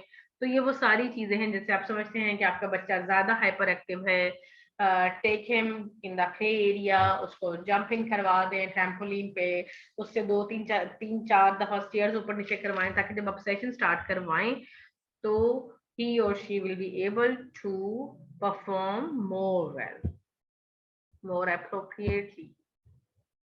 Non-contingent restraints and protective equipment, I have told you. Okay, relaxation exercises, medical treatment, तो आप उसके सीजर्स एलर्जीज के बारे में पहले से आपको पता होगा। बच्चे को आज बड़ी कॉन्स्टिपेशन है, उसकी वजह से यू हैव लाइक, आप मदर से पहले डिस्कस करेंगे, ये कॉन्स्टिपेटेड रहता है जिसकी वजह से इसका ऑनसेट बिहेवियर उतना अच्छा नहीं है। तो अब क्या किया जा सकता है, तो आप देखें कि वो अपनी प्रॉपर मेडिकेशन लेके आए हैं, वो भूखे नहीं हैं। तो ये सारी चीजें आपकी एंटीसीडेंट बेस्ड इंटरवेंशंस में आती हैं। Types of function based antecedent interventions, these are like, the number one is time based schedules. In time based schedules, a preferred stimulus is delivered at a point in time without a response requirement. Okay, क्योंकि antecedent मैंने आपको बताया जो हमारा ताल्लुक है, it's about before the behavior. Behavior कब अकर हो रहा है, कितना अकर हो रहा है, इससे इसका ताल्लुक ही नहीं होता है। आपका जो भी रीइंफोर्समेंट है, लाइक बच्चे का रीइंफोर्समेंट है जेलीज, ओके, उसको वो जेलीज के लिए काम करता है। सो आप क्या करेंगे, you will set your target as a time based, सही है, हर 3 मिनट पे, even if the your desired behaviour is occurring और not, you will offer, okay, take it every 3 minutes, take it, and we used to call this non-contingent reinforcement. यानी कि इसमें आपका response dependent reinforcement नहीं है। Non contingent reinforcement is actually not a reinforcement procedure, because हम इसको behaviour के बात नहीं कर रहे, इसका नाम है non contingent reinforcement, but it's not a reinforcement, and actually it decreases the behavior, decreases the maladaptive behavior. आपको पता है कि ये अगर इसको इतने टाइम तक चिप्स नहीं मिलेंगे, he will start to engage in a maladaptive behavior. तो वो जो चिप्स है, you will set with a time, her 2 minute के बाद, हर 2 मिनट के बाद there will be a chips, there will be anything which he like. तो उससे क्या होगा, you will decrease the motivating operations to engage in a behavior. जैसे उसको स्क्रीन टाइम चाहिए, तो आप हर 5 मिनट पे you will offer the screen, every 5 minutes you will offer the screen. तो क्या हो जाएगा, with the passage of time screen जो है वो अपनी जो वैल्यू ऑफ रीइंफोर्समेंट है वो कम कर देगी, there will be saturation. Antecedent includes motivating operations and discriminative stimulus. Motivating operations, I have told you, are motivating is an antecedent condition, an environmental variable or stimulus that alters the effectiveness of a consequences and has a momentary effect on a dimension of behavior. Okay, so don't you worry, हम इसको easy करके भी पढ़ेंगे। Motive एमओस जो रहते हैं उनके 2 काम होते हैं, ठीक है। एसडी का सिर्फ एक काम है, and what is the like SD क्या करता है, what is the function of SD, anybody? SD जी राबिया। मैम एसडी जो है वो रेनफोर्स की मौजूदगी को बताता है, उसकी मतलब मौजूदगी को बताता है। Yes exactly. अच्छा मैम सॉरी आपको डिस्टर्ब कर रही हूँ, अभी आपने वो स्टेबलिशिंग पूछा था ना, वो जो अभी आप मोटिवेशन को ही बता रहे थे अपनी जी आप एक मुझे मैं सुन नहीं पा रही हूँ। साइटेशन जी, हु इज दिस? मैं आ रही है आवाज? जी अब आवाज आ रही है, आप अपना नाम बताएं पहले। I can't see you. Rabia बात कर रही हूँ। जी राबिया। अच्छा मैम अभी आपने लास्ट स्लाइड में मुझे सेचुरेशन का बताया था ना, सॉरी वेरिएशन का? नहीं सैचुरेशन वो मोटिवेटिंग ऑपरेटिंग में आप मुझे बता जी जी सैचुरेशन मुझे का जरा मुझे प्लीज वो क्लियर कर दो। ठीक है। अच्छा सैचुरेशन लेवल्स वो होते हैं कि जैसे किसी भी चीज की आप अगर आपको प्यास है, ठीक है, और if I offer you 1 glass of water, आपको 2 ग्लास पानी की प्यास है, ठीक है, और अगर आप 1 ग्लास पानी का पी लेंगे तो you will have some saturation level.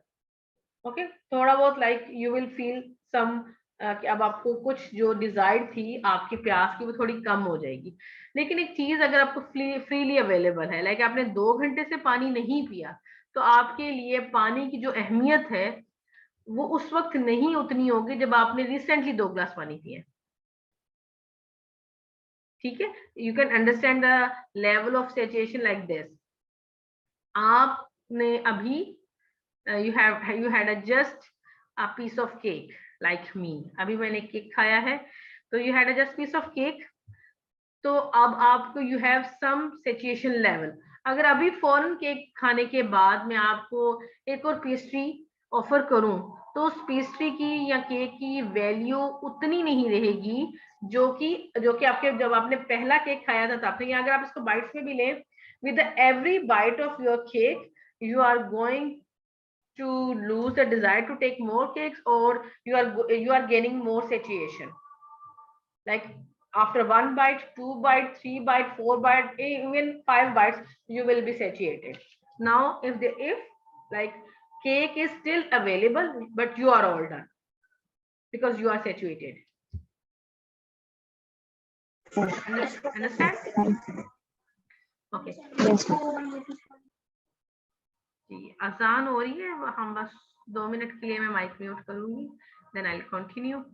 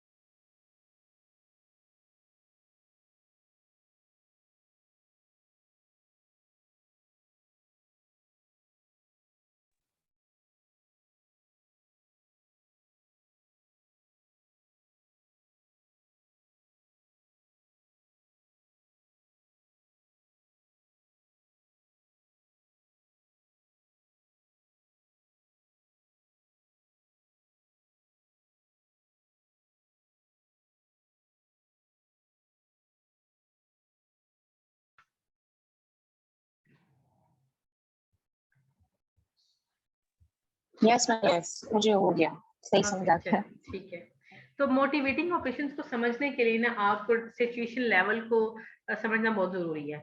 अगर आपको प्यास है तो आपके लिए किसी भी ड्रिंक कॉर्नर की अहमियत होगी। ओके और अगर आपको प्यास ही नहीं है, यू हैड जस्ट लाइक आपके पास गाड़ी में अपनी पानी की बोतल है या फिर आपने अभी अभी पानी पिया है, तो आपके लिए अब उस ड्रिंक कॉर्नर की या उस पानी की बोतल की अहमियत नहीं होगी। सो एमओज हमारे क्या होते हैं जो कि एंटीसीडेंट में रहते हैं, it alters the effectiveness of a consequences. When you are hungry, the food is valuable for you. but when after the dinner you have just finished with your dinner, the next like अगली कोई चीज, कोई भी आपकी preferred item है, वो भी आपके लिए वैल्यूएबल नहीं है, ठीक है। तो एमओस में मोटिवेटिंग ऑपरेशंस में हम इस चीज को देखते हैं, and it has a momentary effect on the dimensions of behaviour. अगर आप प्यासे हैं तो आप ऐसे ही किसी बिहेवियर में एंगेज होंगे जिसके नतीजे में you will be able to get water, you will go to kitchen, you will search for the water bottle और ग्लास और सारा कुछ, जिस बिहेवियर के नतीजे में you will be able to get a sip of water और like to drink something. तो इससे क्या हुआ, प्यास लगी, आप उठे और आप गए, तो इससे आपका उस वक्त जो बिहेवियर था वो इंक्रीज किया। लाइक अगर हम 1 घंटे में मैं आपका बिहेवियर नोट कर रही हूँ to go in the kitchen, ठीक है, if you are hungry you will go in the kitchen, if you are thirsty you will go in the kitchen. लेकिन अगर आपको ना भूख है ना प्यास है, उस एक टाइम का, उस 1 घंटे का मैं आपका बिहेवियर नोट करूं, जब आपने अभी लंच किया है and you had a T, तो आप उस 1 घंटे में शायद एक दफा भी उठकर you will not go for to take anything, to drink anything or to eat anything। तो उसमें फिर क्या होगा, आपके एमओ ने फर्क डाला आपके बिहेवियर के अकर होने पे। Understand?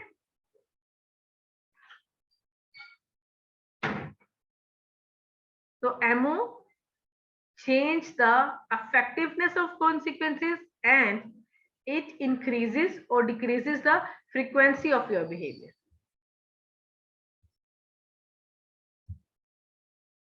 Types of motivating operations कौन से होते हैं? कुछ आपके UMOs हैं, like unconditioned motivating operations हैं, like UMO is a motivating operation whose value altering effects does not depend on a learning history such as deprivation of food, water, oxygen, activity and sleeping। आप सारी रात से सोए हुए नहीं हैं, ठीक है, तो आपके लिए जो ब्रेक टाइम है वो ज्यादा वैल्यूएबल है। लेकिन अगर आप सुबह उठे ही 10 बजे हैं और इफ आई अनाउंस के 1 बजे आपको 1.5 आवर का ब्रेक है, तो आपके लिए शायद उतना वैल्यूएबल नहीं होगा, because if you don't want to sleep, if I offer कि आप जाके नैप ले लें, आप जस्ट अभी 2 घंटे पहले उठे, तो you have a situation level regarding sleep, तो अभी आपके लिए स्लीप उतनी वैल्यूएबल नहीं है। लेकिन अगर आप रात से जागे में हैं तो आपके लिए स्लीप की या नैप की that is more valuable for you. इसी तरह से फूड, वाटर, ये वो सारी चीजों की तरह, जिस तरह हमने रीइंफोर्सेस के टाइम में पढ़ा था ना, अनकंडीशनड रीइंफोर्सेस एंड कंडीशनड रीइंफोर्सेस, इसी तरह से मोटिवेटिंग ऑपरेशंस जो है अनकंडीशनड होते हैं, अनकंडीशनड होते हैं। कंडीशन मोटिवेटिंग ऑपरेशंस जो हैं, it's like whose value altering effects depend on a learning history। ये तो सारी हमने बेसिक्स के बारे में बात की है। और कोई चीजें हैं जैसे the use of your gadget, the use of your device like mobile phones वगैरह। अब वो सारी चीजें हैं, आपको फेसबुक स्क्रॉल करना है, अगर आपने 2 दिन से 3 दिन से अपनी एक्टिविटी नहीं देखी है, आपने कोई स्क्रॉलिंग नहीं की है, तो अभी आपके लिए आपका फोन ज्यादा वैल्यूएबल है। And if you had like 2 hours scrolling in like, जो आपने अभी 2 घंटे पहले you are with your phone, तो अभी आपके लिए आपके फोन की अहमियत जो है वो उतनी ज्यादा नहीं होती।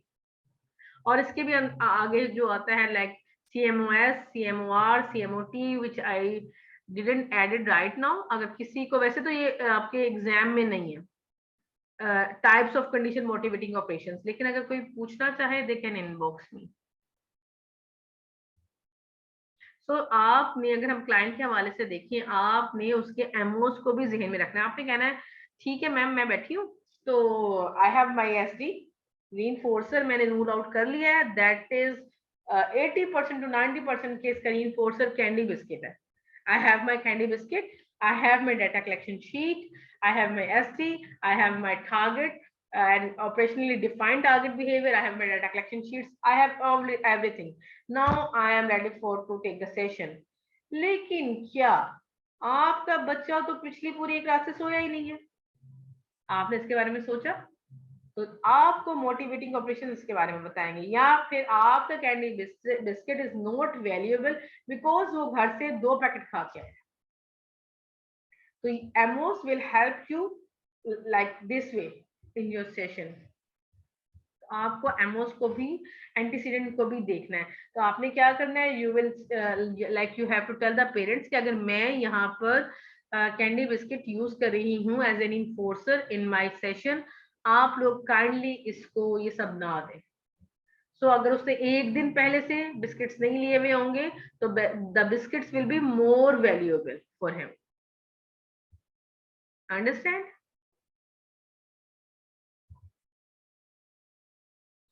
There are like two general types of MOs, establishing operations and abolishing operations. तो क्या रहता है, we have already discussed this slide as well. A motivating operation that establishes, increases the effectiveness of some stimulus, object, or event as a reinforcer. For example, food deprivation establishes food as an effective reinforcer. And abolishing operations, a motivating operation that abolishes, decreases the reinforcing effectiveness of a stimulus, object, or event. For example, the reinforcing effectiveness of food is abolished as a result of food ingestion. आपका पेट खराब हो गया, ठीक है, आपके पेट में दर्द है, अब आपको मैं कहती हूँ let's come we have a pizza party, आप कहेंगे no I can't come, why? अब उसी पिज्जा की आपके लिए अहमियत नहीं है, ऑल्दो आपको बहुत पसंद है, it's your favourite item, but वो pizza you will not be able to it because आपका स्टमक डिस्टर्ब है। So that is also comes under the MOs category. तो अगर MO आपके लिए आपके reinforcer के effectiveness को decrease करता है, that calls abolishing operations. Okay? और अगर MOs जो हैं वो आपके reinforcer के effectiveness को increase करते हैं, that calls establishing operations. So I added a slide from my mentor, like Mr. Oze's slides. He was my teacher at FIT. तो उन्होंने इस तरह से इसको डिस्क्राइब किया है कि value altering effects of MOs. तो मोटिवेटिंग ऑपरेशंस दो रहते हैं। Motivating operations affects on consequences in two ways, either it increases the value of in consequences, we use to say establishing operations या establishing effects, and if motivating operations decreases the values of consequences, we used to call this abolishing operations or abolishing effects. And we had discussed earlier, we will discuss it again.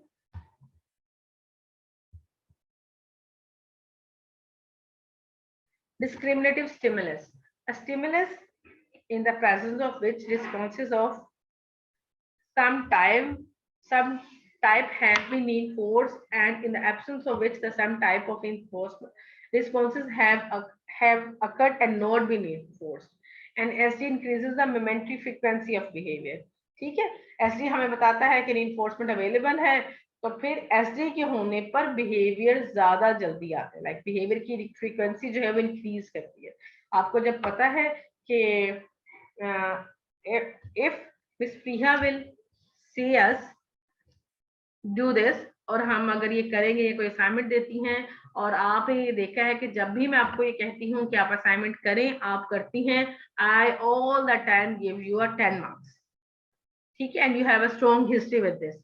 आपको पता है कि अगर मैंने 2 घंटे का time आपको दिया, आप 2 घंटे में अपने असाइनमेंट सबमिट करवाते हैं, और like suppose there is some chart sheet जिसमें मैं हमेशा 10 मार्क्स आपको देती हूँ, तो आपकी हिस्ट्री बन जाती है कि अगर हम ये करेंगे तो ये मिलेगा। तो इस तरीके से क्या होगी, आपकी फ्यूचर फ्रीक्वेंसी बढ़ती है to engage in that specific behavior. Cooper, Heon and Harvard की जो applied behavior analysis का second edition है, उससे मैंने ये चार्ट लिया है, and it tells about antecedent interventions. That is about examples of behavior challenges and antecedent interventions that might addresses them. सही है, तो इसमें एक चैलेंजिंग बिहेवियर सिचुएशन है और उसका एंटीसीडेंट इंटरवेंशन बताया गया हुआ है। So in the first example, disruptive or non-compliant behaviors associated with doing homework or taking a bath.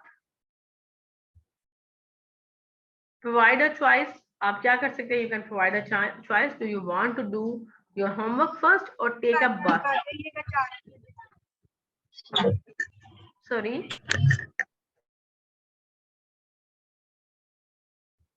Hello, anybody here?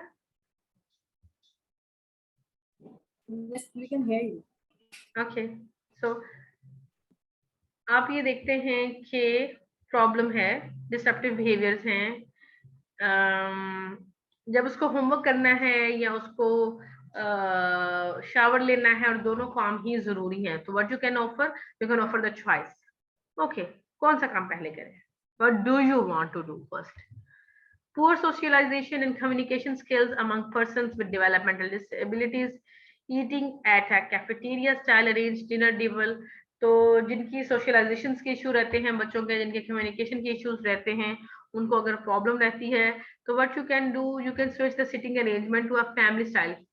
Okay, तो आप जैसे आप घर पे बैठ के खाते हैं, you can change that environment before the behaviour occurring. तो आपके घर में एक डाइनिंग टेबल रहता है, इस पे इस तरीके से आप लोग बैठते हैं, यू कैन आस्क कि आप इस डाइनिंग सेटिंग को चेंज कर दें, and can you please assign as a corner so my child will feel more protected over there. तो वो उसको ज्यादा शोर नहीं आएगा, ज्यादा लाइट्स नहीं होंगी, ज्यादा स्मेल नहीं होगी, ज्यादा लोगों से उसका इंटरेक्शन नहीं होगा। तो रादर ये कि आप रेस्टोरेंट चले गए और वहां पे वो बिहेवियर अकर हुआ, you can plan before the behaviour occurring. So there are or other like लिखी हुई है, you can go through with this slide. Let's have a look which antecedent intervention strategies we can use with behavior maintained by our already learned 4 functions of behaviors. Okay, it could be proactive strategies for behavior maintained by automatic reinforcement. If behavior is maintained by sensory need or stereotype behaviors or maintained by like उसका जो behavior है वो उसको automatic reinforcement serve कर रहा है, what we can do as our proactive strategies, we can like if there is a lack of structured boredom, बच्चा सारा टाइम पे फ्री है, ठीक है, आपने उसका कुछ स्केड्यूल नहीं बनाया हुआ है, तो वो फ्री है तो वो क्या करेगा? लाइक आजकल के दिनों में जैसे मेरा ज्यादा टाइम जो लाइक फैमिली टाइम था from 5 to 9 I am engaging over here, तो मेरा बच्चा अब ज्यादा अपने जो स्टीरियोटाइप बिहेवियर उनमें एंगेज रहता है। Like he used to play with the, जैसे मैंने आपको बताया था कि उसका एक behaviour he will just make this type of noise all the time. तो उस वक्त आप क्या करें? अगर आपको लगता है कि इस तरह का बिहेवियर है जिससे कि वो ऑटोमेटिक रीइंफोर्समेंट ले रहा है, तो make your client structure like उसको उसका स्ट्रक्चर इंक्रीज करें, मेक अ टाइम टेबल कि अब ये एक्टिविटी, अब ये सो उसके पास जो फ्री टाइम है वो कम से कम होगा।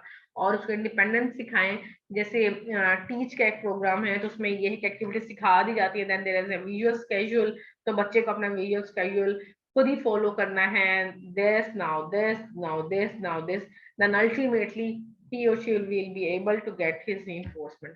तो आप किसी ना किसी तरीके से उसको बिजी करें। अगर बच्चा जो है उसके लेयर स्किल्स या प्ले स्किल्स कम है तो आप उसको सिखाएंगे play skills. If block out sensory input, gradually exposure to sensory input, ठीक है, डिसेंसिटाइज करेंगे कि आप एकदम से जैसे जो चीजें उसको चाहिए, लाइक जैसे कुछ बच्चे हैं उनको शोर से बहुत ज्यादा इशू होता है, लेकिन अब प्रॉब्लम ये है कि you are living very next to factory, यहाँ पे कुछ ऐसा है कि आपके घर के पास शोर रहता ही है, तो gradually try to sensitise that thing, हल्का हल्का एक्सपोजर देना शुरू करें। इफ लिमिटेड बिहेवियर एपिटोर्स, अगर उसके कुछ लिमिटेड ही बिहेवियर, उसको लिमिटेड चीजों को समझ सकता है, तो teach the alternative, teach the replacement behaviour. जैसे बच्चा समझ ही नहीं पा रहा हाउ टू मैंड, उस वो he can't occur like he can't see a single sound, तो अब you can use a facts, you can use a sign language. तो ये एक ऑल्टरनेटिव तलाश करना शुरू करें। Okay, I'm going to mute my mic for 2 minutes for the adhan.